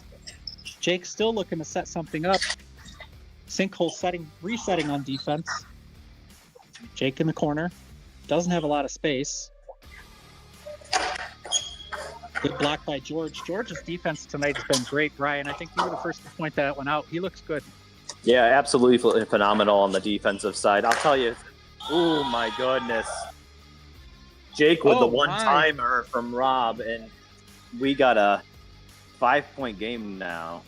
Yes, it is 12-7. Tsunami is now up to 7. They've scored 5 straight goals. They have not been scored against in the third period. There's 7 minutes left to play, and it's only a 5-goal lead for Sinkhole all of a sudden. I'll tell you, in the second period, we were saying how the Tsunami was looking like they just couldn't really get a hold of things and just couldn't understand what was going on defense. And I'd say the pendulum has shifted here. Sidewinder looks like they're in that situation right now. Can't get an answer for the puck movement of the Tsunami. Yeah, I think that's a perfect way to put it. The ice has tilted, so to speak. So Sinkhole looking to reset here with some possession in the corner, chewing up a little bit of clock. It looks like puck is still moving, so no whistle yet. Rob digs it out. Shake takes it away. Shake comes away with it. Looks for something up the wall. I think Shane's got it. Rob, the mayor, tries to make the turn on Andrew. Goes back up to Shake, who cannot collect, but does and has time. Alex some pressure on the shooters. He's seeing the need for some extra defense on his part. Yes. Yeah, he might be feeling the pressure that we were just talking about, and you were pointing out that Tsunami is creating. Brad's going to collect this one in the corner. Kyle's starting to look like he's got a little pep in his step, those bright green shoes notwithstanding. Alex is known to be one of the most vocal of goalies in the league, and he's sure to let his team know what he needs out of them right now. Yes, Brad looking to chew up that clock and then quarterback a play. He does. Oh, big save by Tim there. Almost took one in the nuggies. All right, we've got Maston collects in the middle here. Back is to the play, and he throws it down to the corner. But Brad's going to get there first. The mayor's looking a little bit tired, but his defense has always been about contained defense, and he does play it well. He doesn't give Brad a clean shot there, and Tim makes the easy save. Good veteran plays here by Brad, though. Just slowing the pace of the game down, realizing his team needs a breather and that they need to start controlling the pace of this game. Yes, Alex with the cover up there on a contested shot. Kyle, I think, underneath me here, taking it in on net, throws it at Alex. It's right into his pads, and he saves and covers. Andrew throws it down to a streaking Lally, who's in the corner by himself. No one really challenging him yet. Throws it across to Brad, but he's unable to collect, and Tsunami is going to come away with it. Nothing more scary than a streaking Lally. That is right, yes. Kyle throws a backhander in there that might have caught Alex a little off guard, and the rebound came right out front. Jake makes a nifty move around Lally. Now he's using Kyle as a screen. Oh, and the puck gets blocked. I think it hit somebody and then came up and hit Andrew, which stunned him for just a second. Yeah, Lally with the block, and it ricochets off and hits Andrew right in the face, but play continues. Brad looking to make a move around Shake. He throws it up to Lally. Lally takes a shot. Jake throws a soft one in there, hoping for something to bounce around, but Alex is up to the task, covers up and saves. Puck goes all the way down, and Kyle takes it. He's got a lot of time to set something up here. Takes the shot. Alex makes the clean glove save. He saw it the whole way. I don't think that was much of a challenge for him. The puck is now in the corner. I think George is fighting Shake for that puck. And Shake's got it, but he's not got a lot of space. He tries to get it out through the middle quickly. Nothing happens. He's looking for a call. I've seen him do this a couple times before. He might not have gotten the call he wanted there, but it looked like a clean play, just tripped over his own stick. Andrew collects behind his net. I'm getting hand signals from Brian. I don't think he can hear me. Now he can. I can hear you. Can you hear me, Brian? I can hear you again now. You went out there for about 30 seconds. Again, I don't know if it's my coverage down here in the Rob Ray box, but you're back at it. Okay, good. I could hear you most of the time, so I don't know if I cut out there, but it looks like during that little kerfuffle, we had a goal by Sinkhole to make it 13-7 with 2.5 to go. I didn't see who scored it. I'm sorry about that. Yeah, I didn't see it either, just with the technical difficulties. And I was just going to say, I think the unsung hero in this period had been Tim, just really putting up a defensive stance against Brad for the offensive firepower that they were putting on, but lets one slip in and makes it a little tougher hill to climb for his team. Yeah, Tim definitely doing everything he could to get his team back into a game where they had a big deficit, only allowing 1 in the third period so far, and there's only 2 to go. Brad takes the puck away with a breakaway, but Jake with a nifty lift from behind, and Brad is now 0 for 3 on breakaways in this game. Oh, and I think Jake just ripped a quick shot. I don't know what the whistle was. I thought it was a goal, but it looks like maybe a high stick. I don't know if it was, I think it was a high stick, which is interesting being called from Cannonball over there. He would know one if he saw one. Yeah. We were making and George makes a good save here. Tsunami not really getting back on D. They must be feeling the fact that there's 1.5 minutes left in a 6-goal game. They look a little defeated right now, but Jake's still trying to get something on the stat sheet. Shot goes high and hits Alex in the back of the head, but does not go in this time. Jake recovers. He goes over to Shane. Shane at the point takes a shot. It's high and wide, all the way around to Jake, who puts it on net, and Alex is right there and ready for it. We've got 1 minute and 10 seconds left. 6-goal difference here. Sinkhole leading Tsunami. And we've got a whistle for a stoppage. I'm not sure what's happening, but I'm guessing maybe they put one in. The long distance shot stuck past him, and we got a 14-7 game. Oh, sometimes the angle up here does make something look like it went high and wide, and it didn't. So sorry about that. We do. It's 7-14. Sinkhole scored again there. Alex covers up with 45 seconds left, and it looks like both teams are going to start walking a little bit here. The game might be out of hand. Well, I don't know if anything else is going to get put in, but this is 7-14 is the score of the game for Tsunami the first week against Firestorm. So they got 2 games that are looking to leans that way, and then they got their record-breaking win. Yeah, it's a good point. Brad with the puck with 20 seconds left. He cut a shot there, and I like the gamesmanship and the sportsmanship from Brad because, Tim looked a little bit like he was standing still, not going to challenge much. Brad could have probably put an easy one home by his standards. Yeah, and I almost just took one off the face there. Yeah, you almost got Rob Raid. And that will do it right there is the end of the game. It's 14-7. Sinkhole Sidewinders taking down Tsunami Tacticians. Brian, if it's all right with you, I might leave it with you for a second. I got to run downstairs, get ready for our game here at 9:30. But thank you, everybody who tuned in, and we hope to see you for Rfhl After Dark at 9:30. Absolutely. Thanks, 2.0. Yeah, great game by both teams. Sidewinders finally getting an offensive firepower out there for a game. They've had a lot of low-scoring games, but they show the offensive firepower that they can have with that team of Brad, George, and honestly, Andrew the rookie looking real impressive out there. Great stand by Alex, hoping he can do something similar for the 9:30 game where he's playing for the Firestorm. Stick around. We have Bob Hartman on the call for the 9:30 game, and I'm not sure who else will be joining him. I think it might be Rob the Mayor Anders. So stay tuned for those two, and look forward to Rfhl After Dark.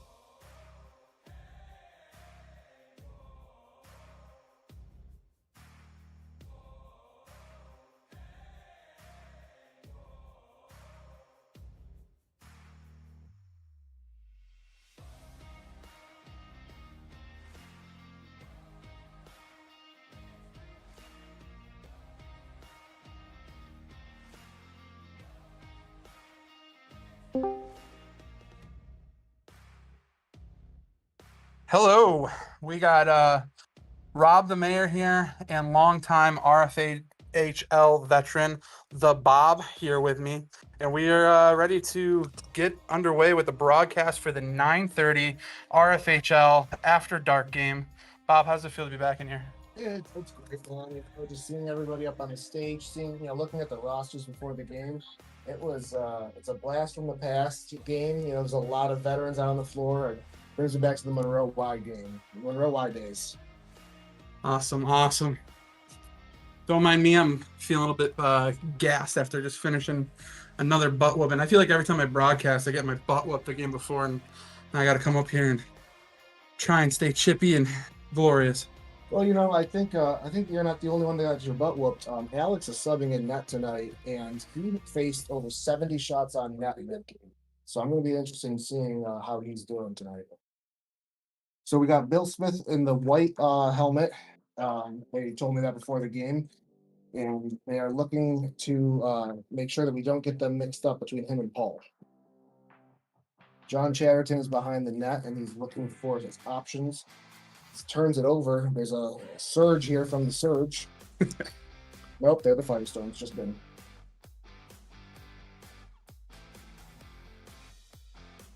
This is a little bit back and forth here to begin. I think both teams are starting to try to feel it out a little bit and see if they settle in a little. John Foss with the first shot on goal. John Foss is controlling it, looking around. Turns it over down in the deep corner to 2.0. Honestly, I'm really excited for this game just because these are two teams that I've already played. First week, we got beat up pretty bad by Firestorm. It actually looked like just how tonight looked with a 14-7 loss for us. And then last week, we played Storm Surge, but they were missing John Foes and Chatterton, which, it was the talk of the podcast, but I feel like that just deeply affected Storm Surge greatly. I feel like that matchup wasn't as what it would have been if we would have had Foes and Chatterton here. Well, yeah, John Foes isn't just a first round pick, but he really changes the entire dynamic of it as he takes another shot on that. He takes a lot of shots and he takes the whole defense towards him. So it's hard to miss him. He's not just a scoring threat, but he's an entire game plan. Yeah, and something I mentioned that I think would be a good topic on the pod is it's been mentioned from the draft class to the other podcast episodes where the normal draft class was different this year. People who would be in the top 3 or 4 going in the 5th or 6th round, and somebody like Chatterton is not a normal 5th round pick to be losing. So it's just a very interesting dynamic that it's setting for this season, I think. Yeah, it really is. I'm still learning some guys' names. I kept asking the people behind the stage in your game, who was who. I think they're getting annoyed with me. But it's a lot of new faces this season. Y'all were talking about the biggest rookie class in a long time, and I remember when there were a lot of rookie classes, that were big. But this one's definitely got me looking at my rosters as I'm trying to call the game. Yeah, it's a dynamic rookie class too. It's not just a bunch of rookies that are just not picking up the RFHL speed. There's a lot of these rookies that are coming out here, and it feels like veterans. And I just had to play against one just now, and it did not feel like I was playing against a rookie. He just felt like he'd been established in RFHL and been playing here for a couple seasons already. Yeah, but coming back to this game, there's a lot of vets on the floor. There's only one rookie I believe that's playing. I don't think he's on the floor right now. I can't quite see. But this game, they're going back and forth a little bit and not really controlling the puck. I'm a little surprised because I thought there'd be more chemistry by week 3 here with 2 veteran classes. Yeah, and it's been a lot of neutral zone game. I feel like it's been between the 2 red lines. Most of the game, it's not a lot of dump and chase like we just saw just now. See, right there, Sweet and Brian are not on the same page. Sweet had it behind the net. Brian had a chance to cut. He didn't cut. Paul there crashing the net, trying to get a chip in, but did not go for it. Paul and Brian are kind of stacked in an I formation, but it worked for Sweeting as he puts in the goal. First goal of the game, first round pick, sweet.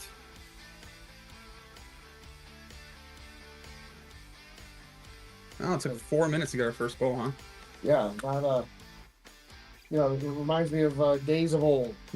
Where the scoring was a lot lower than it is these days. As a recovering goalie, I like low scoring games. Jesse's making, oh, his signature dangle was red. And now the Firestorms are coming. They've got a good formation set up here. Brian's got the puck. He's looking across the suite, but a lot of traffic in between. Paul gets it over the suite. Good shot on that, but a big save there. I was looking at the score sheet, and Tom Veniero's stats really kind of surprised me. I don't know if the first 2 weeks just weren't his weeks or what was going on, but I was expecting to see a bigger number in the goals column. I mean, honestly, I think another thing for that is kind of goes back to like the draft class. Tom went, I believe, he was second round pick, but last pick of the second round, which is not usually normal. He's almost a first rounder for the last few seasons. And on top of that, it's spread out between Jesse and Foes, and I feel like the openings just weren't there. And then last week playing down 2 guys just kind of put you more in a defensive hole than it does an offensive position. And speaking of, was that Tom? That was Tom from the other coast, putting it past Alex. I don't know if there was traffic in front there. I didn't quite see that, but that was a long shot from Mr. Veniero. And that's the typical stuff you see from him, though, like getting those good snipes from good distance. Yellow wins the face-off, puts it back into Jeff's stick. Oh, that was a quality opportunity there. What happened?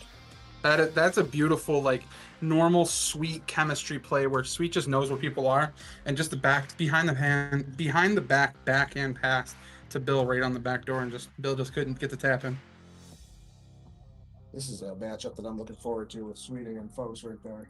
Sweet's an underrated part of his game is his defense. He's got a long reach. It's always like I feel like I always like underestimate the reach whenever I go up against him. Chatterton with a shot or a thought of a shot, didn't quite get it off there.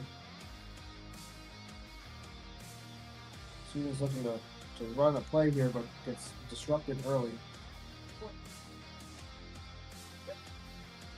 Chatterton's looking for his options, dumps it into the far corner where Sweeting's waiting for it. 2.0's calling for it, but Sweeting goes to Bill. 2.0 still calling for it, and it finally makes his way to him. This is a dangerous line to have out there right now. 2.0 Sweeting and Bill. Very scary line. And as you say that, 2.0 almost puts it in off the back of his stick. Quality shot from Sweeting there.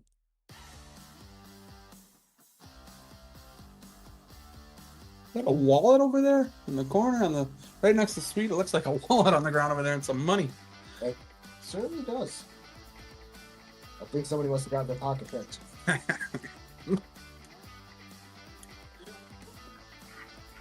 Sweeting's looking to push it up the wall here. Turnover. That dangerous turnover with Foes waiting for it right beyond the 3-point line. Foes battles it back, gets it, puts it in the top shelf right past Alex. Nothing Alex can do about that one. And that's the danger of Foes down low. He's gritty. He's got great puck control, great stick, and just he doesn't need any space to lift it up high like that. So Storm Surge takes an early 2-1 lead. A little controversy in the podcast potentially there about Brian picking against his own team. I think that was before he didn't know that Kenton was going to be subbing out this week. But still, what do you think about that pick? I feel like there's a part of me that, knowing Brian, it's an honest answer. It's what he felt like could be the matchup here, basing off of Storm Surge coming off of the game that they had last week. They're going to be pissed. They want to come out. They don't want to get blown out like that again. They want to score goals and they want to come out hot and heavy. Foes not being here wants to make up for the week that he missed. So I think Brian kind of was anticipating that. And then also after doing the power rankings, I think Brian just really wanted to get that target off his back. Being the number one top of the power rankings just kind of didn't, I feel like, sit right with Brian, and kind of wanted to lose that attention span, or that center of attention there. Yeah, I don't know. As a prior commentator, writer, and podcaster, I don't think you can get that target off your back after a time. No amount of reverse psychology is going to help with that, but it was a valiant effort. Speaking of which, Brian's back on the floor. Sweeting's looking at his options of Cutter, but didn't see him or didn't trust it. And that Cutter is your new rookie 6th round pick, Mark Stolt, which I think is a very sneaky 6th round pick. He wasn't able to make it to the rookie game, I guess, this year, and nobody really knew what was going on with him or what to expect. And there he is. It's a goal. I mean, the dude's gonna set this league on fire. I think, especially if he stays. And this is rookie season. I think that's his second goal of the year so far. He's big, he grinds, and he's fast. So excited to see what he does with this team. Yeah, he put it in kind of a wraparound there. Looks like it might have gone off the foot of Brandon. As you're talking about him, it looks like you might have the announcer's touch it. Every time you talk about somebody, they score a goal. So if anyone's got money on the game, send it a little bit over to Rob. Have him talk up those players. Brian with a off shot there. Looks like Ellen takes control. I also forgot that this was a Fridman game. We got Ellen versus Paul out here. Speaking of, we got them right there chasing each other. Paul, nice attempt to center to Brian, but Ellen breaks it up. Oh, is there a trip there? Yeah, they're going to get the call there. Flirting trip on Chatterton. I don't know, might have been a veteran move on Chatterton's part, but first power play of the game. Yeah, definitely an incidental call. There it is. I think it was Rob's wallet that's on the ground over there. So if anybody does have money on the game, they're paying Rob to ref it. I don't think he realizes his wallet's still on the ground over there. Brian picked up the money and he was going to pocket it. Oh, now he's there it is. Found the wallet. Oh, it's a phone. Oh, it's a phone, even worse. Sheesh. Wallets are easier to replace than phones are. We got a power play here for Storm Surge. Jesse takes the first shot of the power play, goes wide. Looks like it goes out of play. Sweeting on the kill, and with Brian. Sweet dumps it into the corner. Smart play there. Tom's chasing. Oh, Sweet turn on the Jets. Put some pressure on Tom there, but now he's got to get back. He's a 2-on-1. Oh, but Jesse can't handle it. Tom get the shot. Jesse's trying to force it in there, and Fos is just hanging out in the crease. Oh man, Sweeting is just burning any gas he has right now for this penalty kill. He is running everywhere, full speed. Jesse's open on the wing there, but I think Sweeting's blocking the lanes, and smartly Brian bats it down, but puts it out of play. That was great positioning by Brian, honestly. He was doing a great job of floating between Tom and Jesse and looking for the play, and then John Fos thought he had the pass, and Brian just whapped it right down on the air. Who do you think would be the best two penalty killers in this league? I feel like we're watching two of them with Brian and Sweeting. Positionally, Brian knows where to be and how to be there. Just like you said just now, was just like right now, he's floating between the crease and the point, and then Sweeting's just putting any gas he has out there, running and running and running. And that's what you have to do. You got a penalty kill, go hard for a minute, get a line change. That's a great idea, great thought. And it looks like they have full strength here. And there goes Sweeting for the line change. Sweeting for the line change. Oh! Paul almost gets a quality opportunity. We've got the two helmets on the floor. Again, the white stripe is Bill, not to be confused with the white stripes.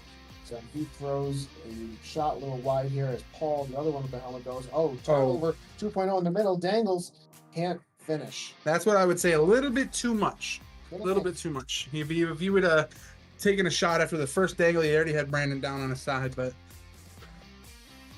he was going for the triple deke and he only needed a double deke. Yeah. Got to call Charlie Conway on that one. Bill Smith over to 2.0. The yellow has really been possessing the puck very much here after we started talking about all the back and forth. And of course, as I say, that Fos gets the turnover, puts a shot on that. I'll be honest, that's what wore us down when we played against Yellow in week 1. Shane missed last week's game, and he saw the score and he goes, "What did you guys do differently last week?" And I said, honestly, the biggest difference was Yellow forced such a forecheck on us in week 1 and possessed the puck. When they possessed the puck, they never forced anything. If you watch Firestorm throughout this game, they're not just grabbing the puck and dumping it and shooting it. They're grabbing it, they're possessing it, looking for smart passes. And that kind of game wears you down more than a fast-paced game. Absolutely does, because you're constantly chasing. And that's what Green is already starting to do, is they're just chasing the Yellow's possession. Brandon with the cover, Tom with the shot. Looks like they're hit some sticks in the middle there. I'm not sure if 2 or Fos got a piece of that. Fos puts a shot on net, and 2 is looking up the floor, advances to Bill, and 2 is in the crease, but Tom has smart position there. Got less than a minute and a half in the first period here. Post is looking a little winded out there. He played week 1, didn't he? Yep, played week 1, was off last week, so maybe just having that like a week off butter going on right now. You know, you can be in the best shape of your life, but there's something about Rochester floor hockey that takes it out of you after about, maybe midway through the first period, second, 2/3 way through the first period before you get your lungs back. We should honestly mention too, when I played in that last game just now, it is hot out there tonight. They got the heat on cranking over where Rob is in that corner. It feels like a sauna. It is real bad out there. So anybody running around out there is just struggling to breathe. And the goalies, I feel for them. Beautiful pass and play right there. Yeah, quality shot from Mark, I think it was, you said? Yep, Mark Stoll. Haven't seen a lot of Mark in the first period. I'm not sure if he's been. Oh, speaking of. Oh, it in. what a play. Great pass from 2. He doesn't get the first shot, gets the second one to go in. Good stick-to-itiveness. It's the second of the game. Got about 15 seconds left in the first. We'll see if we get a quick one here or not.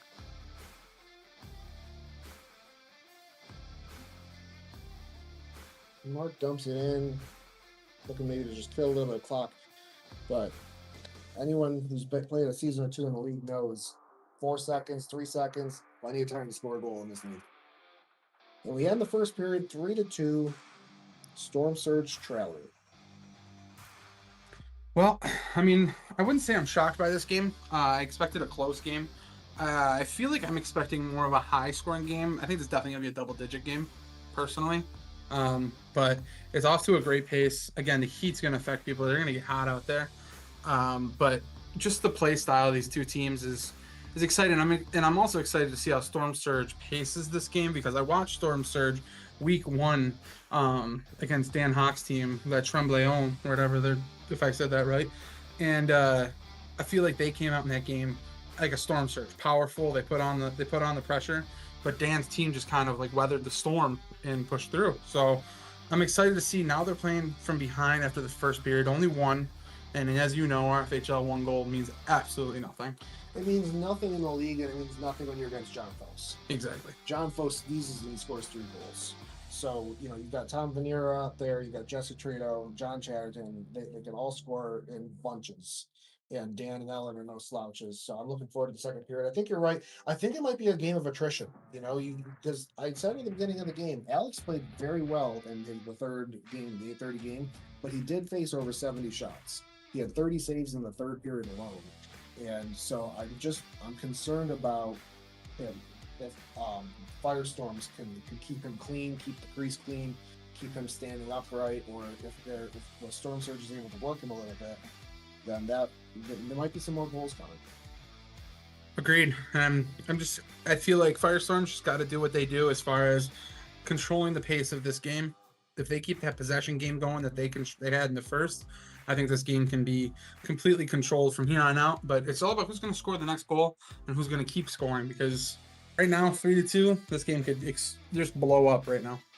So the lines for you from the starting the second period is Paul, Brian, and Sweet on the Firestorm side, Jesse, Tom, and John on the Storm Surge side. John wins the battle in the corner, brings it up. Did not win he won the battle in the corner, lost him in the neutral zone. Good stick-to-itiveness. Second time I've used that made-up word. Broadcast from Paul. I mean, honestly, Paul always is just a consistent winner of blocks per season, the most blocks, but that's just plays like that are why he's usually almost a runner-up or a winner of Defensive Player of the Year. He doesn't quit on the play, and he's always pushing. Oh my! Ryan, holy shit! It was the save of the night, and he's not even a goalie. Where's Peter? Peter, can you play the replay on that? That was incredible. Shot on Alex there, popped up in the air. Alex didn't see where it went. It was behind the goalie, and Brian just swats it out of the air with a stick. Great hand-eye coordination, great awareness, great all-around effort by Brian there. We got 1 minute down so far in this period. Nothing's happened yet. No goals. All we've had is a save of the year. Yeah. I think if he didn't have both hands on the stick, he would have given him a finger wham. Jesse crosses to Tom. Tom with a long shot there, wide shot. Jeff to Paul to Brian. We might want to go back to Jeff a moment. Goes behind the net instead. Jeff controlling, tries out his backhand. Did not materialize, but he's still controlling. John's trying to get control of the puck, but Paul still has it in the corner there, or behind the net rather. Sweden goes back to retrieve it, crosses to Brian, and it gets tipped from Brian. He's calling for a stop. Another bounce that could have gone Storm Surge's way. Oh. Bill had a great look on that one. I know he wanted that top corner. Bill has a sneaky, accurate shot. Yep. Oh! Alex snags out of the air. He did that all last game, just looking confident, looking calm. They were saying during the podcast that when a goalie's making it look easy, it's when he's playing at the top of his game. He definitely made it look easy in that third game. Yeah, Alex is definitely warmed up. He's in the zone. And if Storm Surge, or not Storm Surge, if Firestorm can possess this puck this right now and let Alex play the way he's playing, give him some breathers here and there, they're going to have a really good job to control the pace of this game. Bill playing defense on John. Bill's not known for his defense, but he holds up okay there, forcing a shot low and to the outside on Alex. Jesse takes a long shot. Rebound was almost there, but Alex controls it. Honestly, that was dangerous. Just letting Jesse take his time with what he wants to do as far as the shot. It's tough, but I think Bill just sniped that over Brandon's shoulder there. Picked his spot. That's Bill's shot. You can't give him a shot on the elbow there, right outside the 3-point line. Not even the elbow, right outside the 3-point line on the edge. That he can pick any spot in the net if he's spending time like that. Now we got 4-2 here for Firestorm. Is that 5-2? And that is 5-2. I think 2.0 got that one. I have to admit, I didn't see it. I was looking at the scoreboard because I was derelict in my duties of updating the 4-2. Which should be 5-2 now. I want to say it's 5-2 now. Yep. It's just something with the scoreboard. John pressures 2, and he wins the battle. He gets rewarded for his efforts. Dan is hanging out in the paint. Good look by Allen. Oh. Turnover in the neutral zone.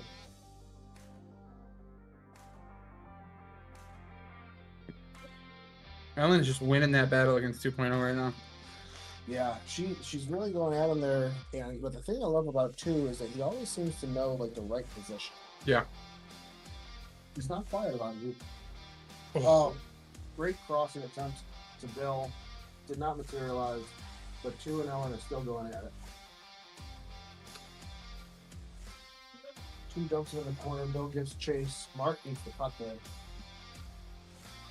Easy save from Brandon. Easy puck. Foes looks hungry. He wants a goal right now. There it is, 2.0. 2 with the goal. Low in the corner. Foes is upset. Looks like he just pushed it off, shot it off the side corners there. And it was 3-2. Quickly became 6-2. Only 5 minutes into the second period.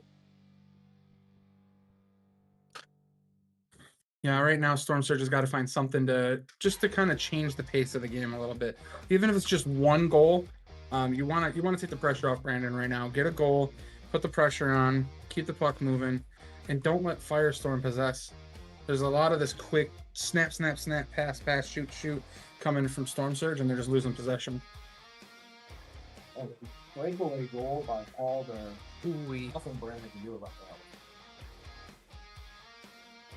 This Firestorm team is exhausting, man. They it's funny, from the draft day, I claimed Fukushima to be the exhausting team, and just from what I've seen, Firestorm has been that team. I think they just have such a great forecheck, a great pace to the game, and it's just wearing teams down. And right now, it's wearing Storm Surge down. They look exhausted, they look hot, and right now they're down 5 goals quick. Yeah. Look at the body language. Firestorm is standing tall, they're standing confident. Storm Surge is playing tight right now. They're not playing loose. Little confusion there. He was going for the puck. Firestorm takes possession. Tom breaks it up. Has a chance that Brian takes the shot and buries it. Tom doing what he's doing. There's Jesse right now telling him, let's do this. Let's get another one. Let's get another one. Because right now, that's exactly what you need to do. Get a goal. Get another one right now. Keep the pressure off of Brandon. Get some momentum. Get some possession. Show that you're a team that can score goals and that you're still in this game.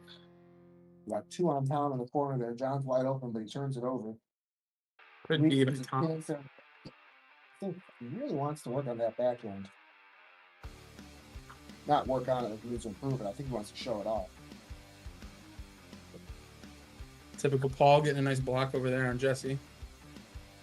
Alex with the cover, giving it to Paul. Paul's looking, advances it up, shot from the corner or the elbow or whatever that. I don't know what to call that part of the floor. That's at the 3-point line on the edge.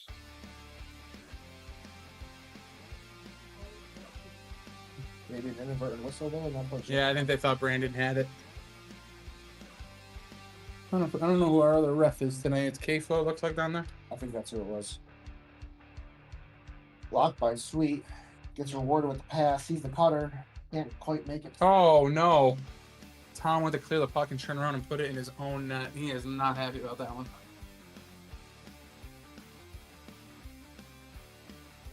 And just like that, we're now 8-3. Still 5-0 game.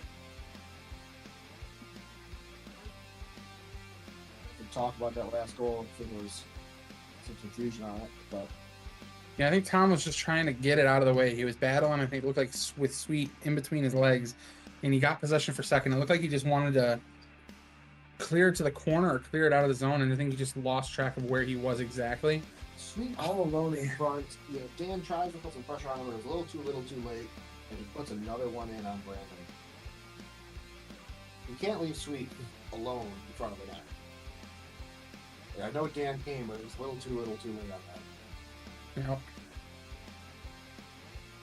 And you can see the exhaustion starting to wear on Storm Surge right now. Yeah, they're bent over a little bit. They're leaning on their sticks.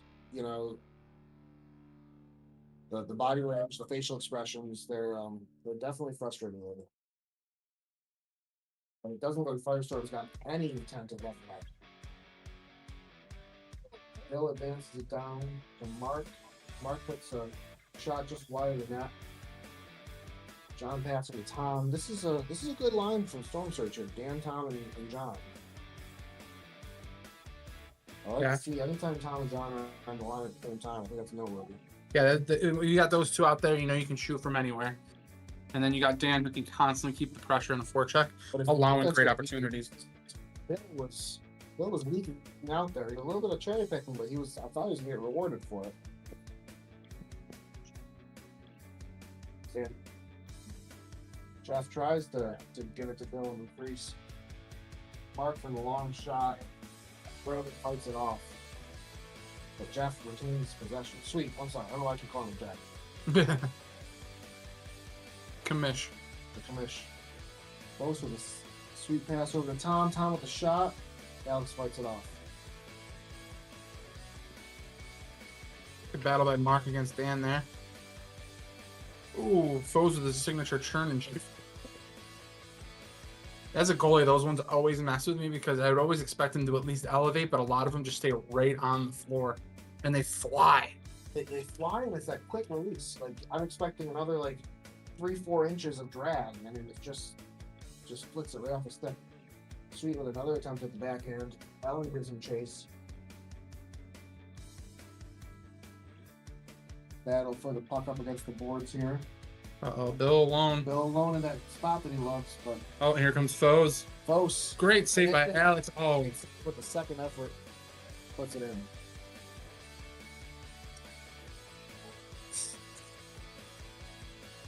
Five-goal game again, 9-4. Foes is tired. He's looking at the bench. I don't know if he's calling for a sub or if he's just throwing on the weight, giving the spell here. Brian with a long shot. Brian hasn't got on the scoreboard yet this game, and I think he lit the lamp quite a few times last week, didn't he? yep. And I mean, he's honestly having a pretty good season overall. Chatterton with a long shot. Close with a bit of a hook on Sweet there. Oh man. Takes it up again. You gotta put somebody on him. I don't understand what they're doing. Foes alone. Ooh, just wide.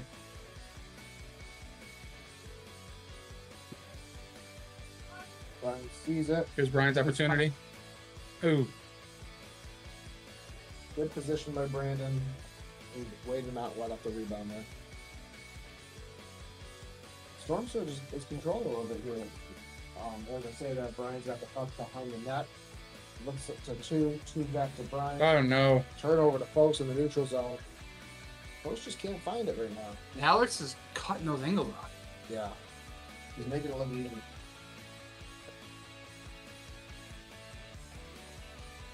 Two has Brian, a bunch of options, takes the shot, doesn't go in.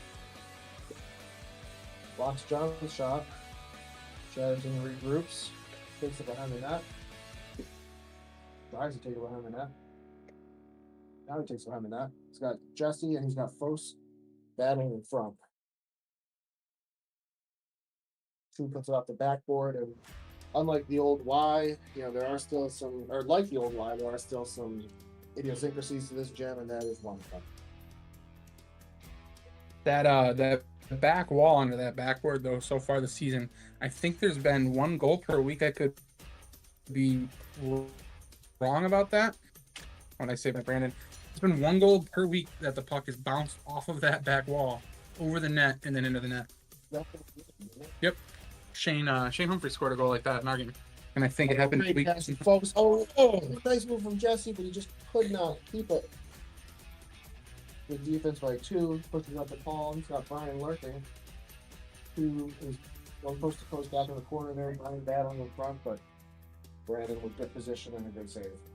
We got to give it to Storm Surge for kind of slowing down the chaos a little bit here.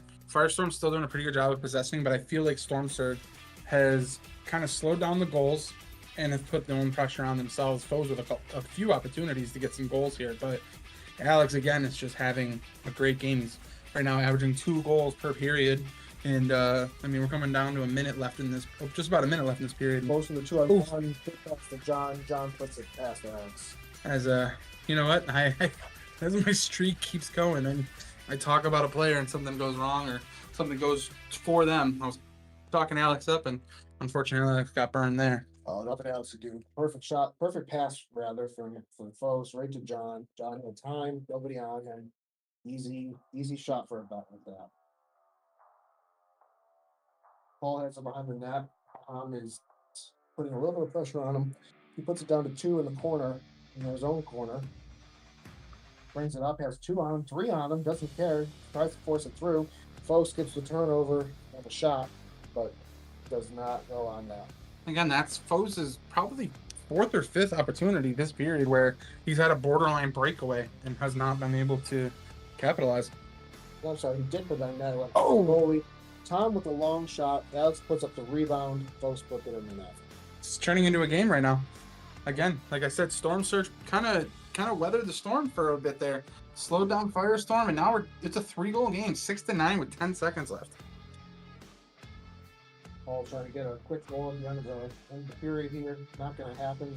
Maybe it's going to happen for 2. No, puts it wide.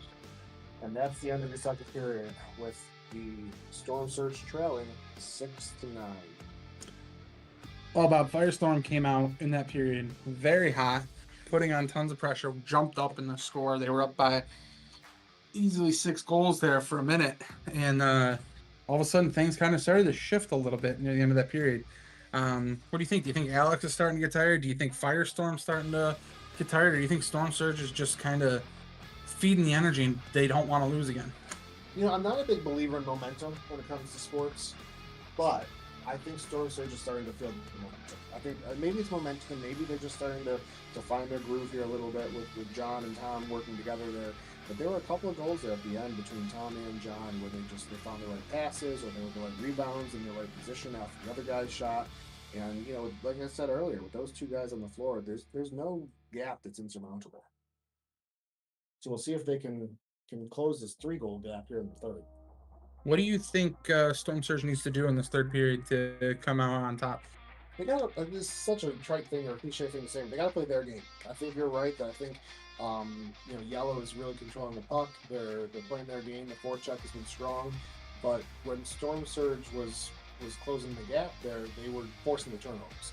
Like in basketball, they're more of a fast break team. Like Storm Surge can play the triangle, they can play tic-tac-toe, or not Storm Surge, rather. Yellow can do that, they can play tic-tac-toe, but Storm Surge really needs to find those turnovers, force those turnovers, push the puck. Not push the pace like run and gun, but like get those neutral zone turnovers and put those shots on.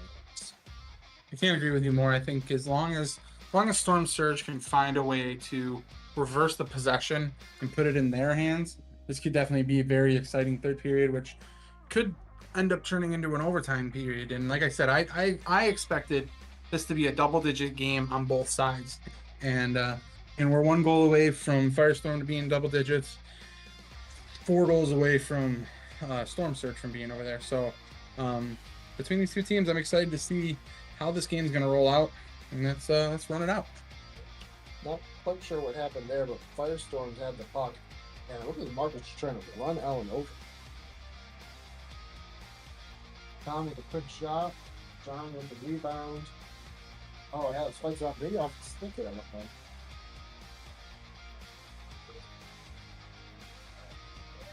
Bill, Tom, John on the court at the same time. Oh, great D by Bill.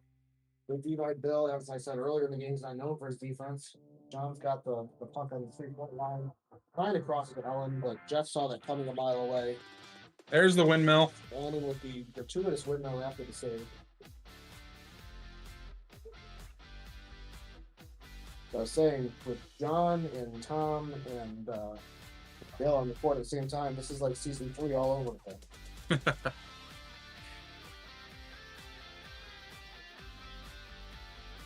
Coming up on what number season now? The The 30th? The 30th is coming up soon. I know I saw some conversations about some ideas for the 30th season.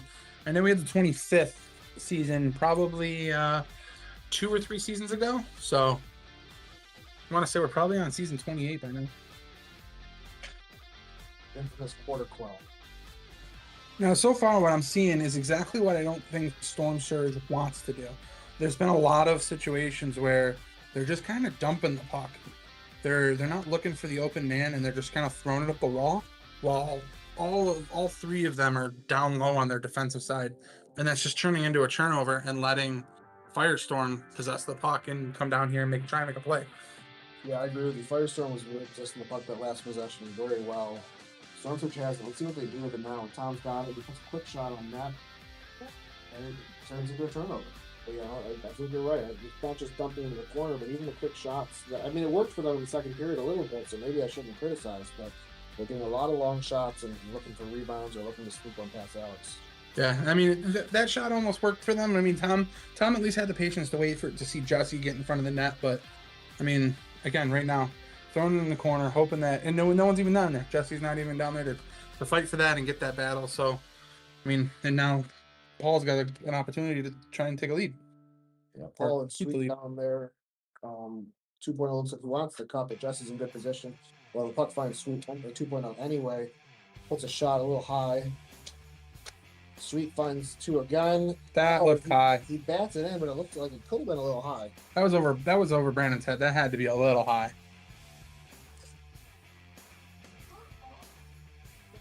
There's some controversy. There's a little controversy. I mean, me personally, coming from up top and watching, he hit that over Brandon's head, and as far as I know, the high stick rule is above the waist, and that, to me, that looked high. So if it's above the waist, then it was high. If it's above the crossbar, then it wasn't. But if it's above the waist, then I agree with you. From my vantage point, it looked high. But you know what doesn't matter? My opinion, because the referees put it in as a goal, so it's now 10-6 Firestorm. I'm sure that might be a topic of discussion on this week's pod. Tom, it looks like Tom might have sniped from that spot that I need to come up with a name for, find out what the name is. I think the elbow works. It's a long elbow. In basketball, the elbow would have been, a little bit closer, but I guess we're not playing basketball either. For anybody who is not in the RFHL, and you're not on that gym floor, one side of the gym is a smooth wall, and then the other side, it juts out almost like an elbow in 2 different spots. And it definitely gets in the way when you try and get a dump out. and you think you got somebody open up the boards, you take a little dump, and it hits the wall and bounces right back at you. Yeah, I didn't even think about that part of elbow. I was thinking about the basketball term, but I think you're right. Maybe we should call it the elbow. The RFHL elbow. Need to shorten that. Sweden's got the puck behind his own net. He looks to try to advance it, but Dan forces the turnover, fights for it. He had a chance there to put one past Alex, but Sweet recovered well.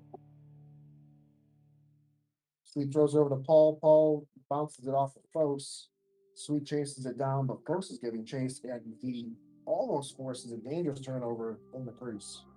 Now, Storm Surge is getting some decent opportunities from that pressure that they have there, which is exactly what they need to keep doing. But the only issue is Sweet and Bill keep possessing the puck down there, and they're just keeping possession, which is exhausting. And that's again, I said it earlier in the game. That's what's going to wear down on this team is you're not getting the opportunity to get the puck, and you want to fight for it, and you're gonna get worn down, you're gonna get exhausted. It's a 3-goal game. You're in this game. You just got to get that puck, possess it, find your open lanes, don't lose the puck. We have the Huckle line out here for Firestorm too. We've got Paul, Sweet, and 2.0. They're all known to keep those feet moving. I mean, not that anybody on Firestorm is a slouch, but if I had to pick 3 guys that are going to hustle the most, it's going to be those 3 on that team. Oh, if I say that there's a line change in comes out. Fighting for the corner between Folks and Sweet.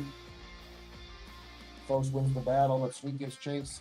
Dangerous Sweet there. Could have gotten a penalty if that went wrong, but instead he gives up a goal as he puts it past Alex. That's Foes for you. I mean, running down that angle, full speed.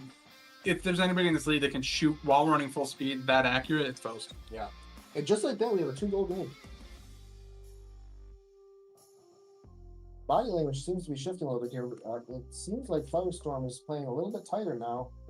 Turnover, Brandon makes the save. Great save, Brandon. Hesitate a little bit there and give Bill a chance to advance. Ellen tries to center it. Not there for her this time, although John was in a good spot, but 2 saw that coming. Great D by Brian, not giving up on Foes there. Brian centers it to nobody.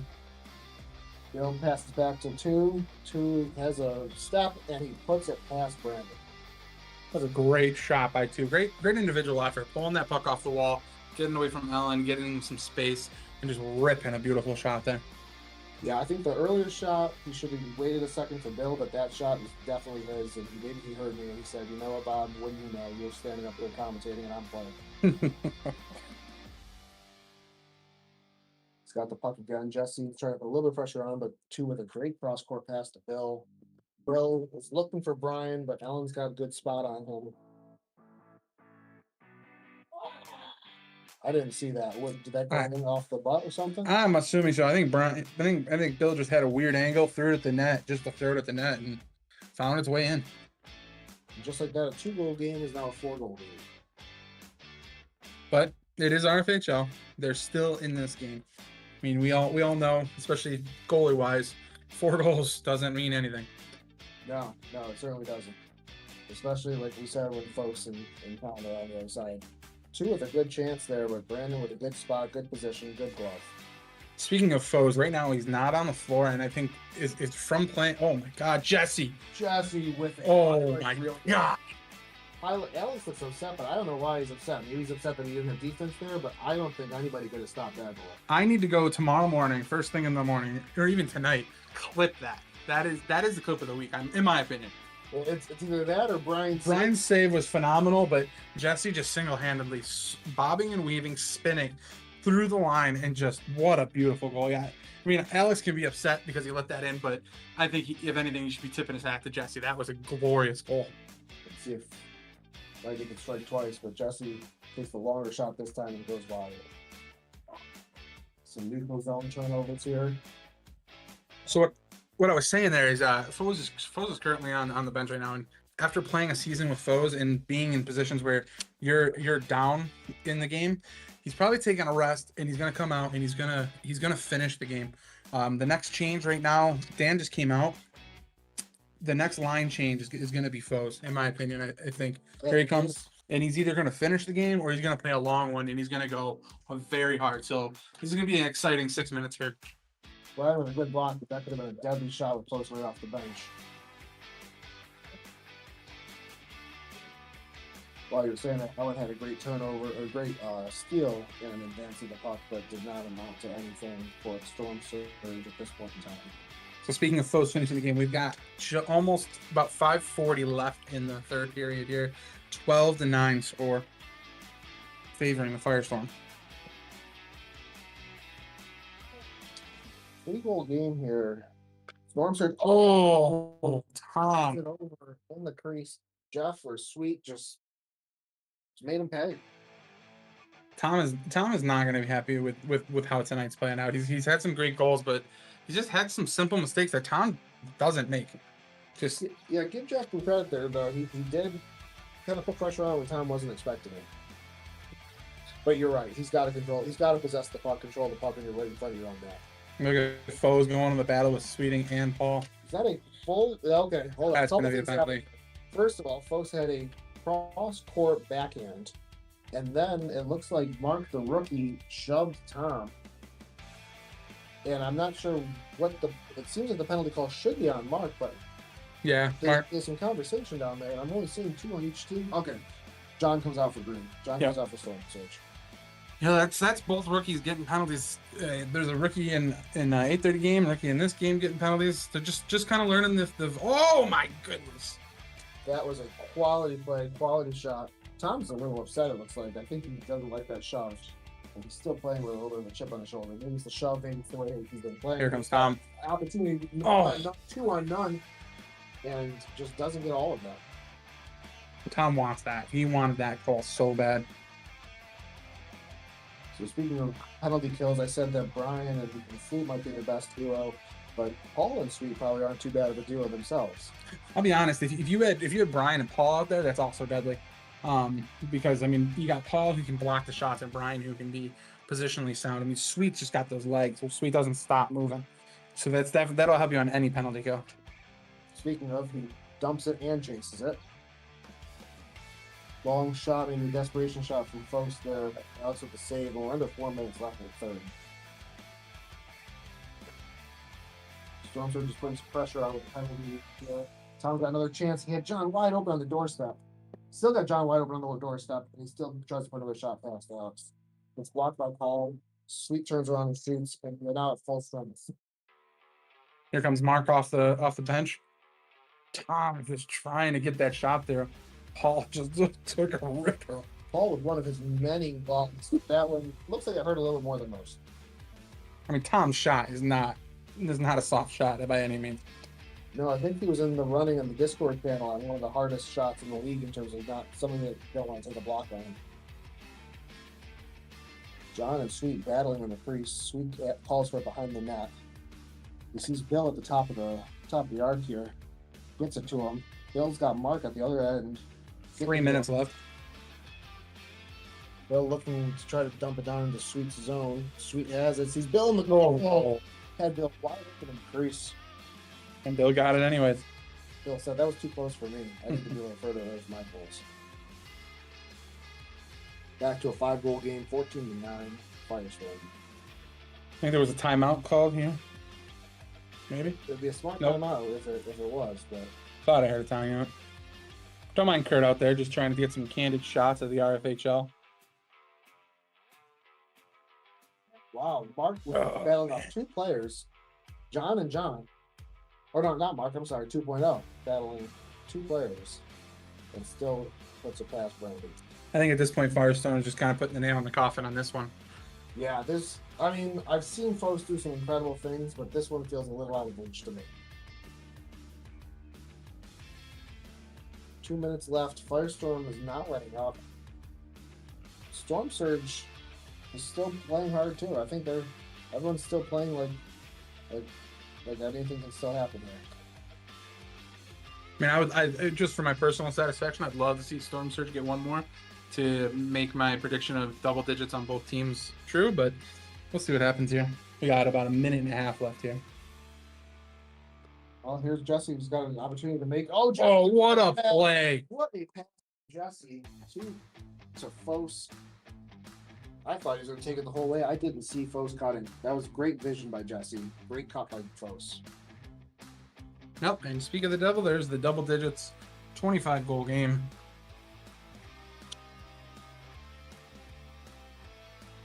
Allen pushes it over to Foes. Foes can throw a shot on that, it looks like.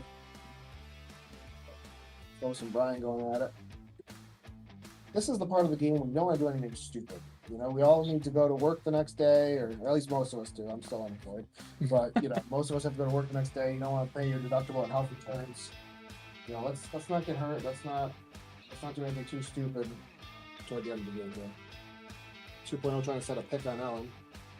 I remember 2.0 saying on the pod that he didn't care about what happened to him this game. He said something about going on vacation, and he's ready to That's right. to get beat up. So I'd like to see him go real hard for the last 45 here. Well, he has a good block on John to show it. Jesse with a quick release off the back of the net. Two Stormforce players go for it, but 2.0 comes up with it. And doing a little too unselfish there. I'm not quite sure if he lost it, but at this point, Firestorms just have to post possession, go to kill the clock, live to fight another day. Again, this game played out exactly how Firestorm wanted it to. They possessed the puck, they moved it around, they wore down Storm Surge, and I mean, they scored some goals in succession, which really just kind of defeated Storm Surge, and Firestorm just took advantage of it. And Storm Surge tried to battle back, and they got close. I mean, they were within 2 for a minute there, and I mean, good hard fought battle. But there's the final whistle. 15-10 Firestorm. Great battle, great fight. You know, it was a 5-goal game, but to me, it never felt like it was out of hand. no, I agree. It was it was a high scoring game, but never at one point was it too swayed. And when I felt like the scales were kind of falling one way, it seemed like Storm Surge brought it back and balanced out the scales for a minute there. So No, I agree. good, hard fought, balanced game. And I mean, Storm Surge has got to figure out what's going on, and hopefully they can bounce back and they can recover and get themselves back in the win column here and move forward with some W's. Meanwhile, Firestorm does not look like a team I'd want to play against. Nope, lost to them already, and I'm not looking forward to playing them a second time later in the season. Well, Rob, it's been a pleasure calling this game with you. Oh, welcome back to the gym. Good to have you back. I'd love to have you on the podcast sometime upcoming if you're interested. Once I know everybody's names, maybe I'll give it a shot, but right now I feel too ill-equipped for that. Alrighty. Well, I appreciate it, Bob. Thank you. If you want to close us out, go for it. All right. It is Wednesday, but I guess we'll have to be waiting to say, is it Wednesday yet again?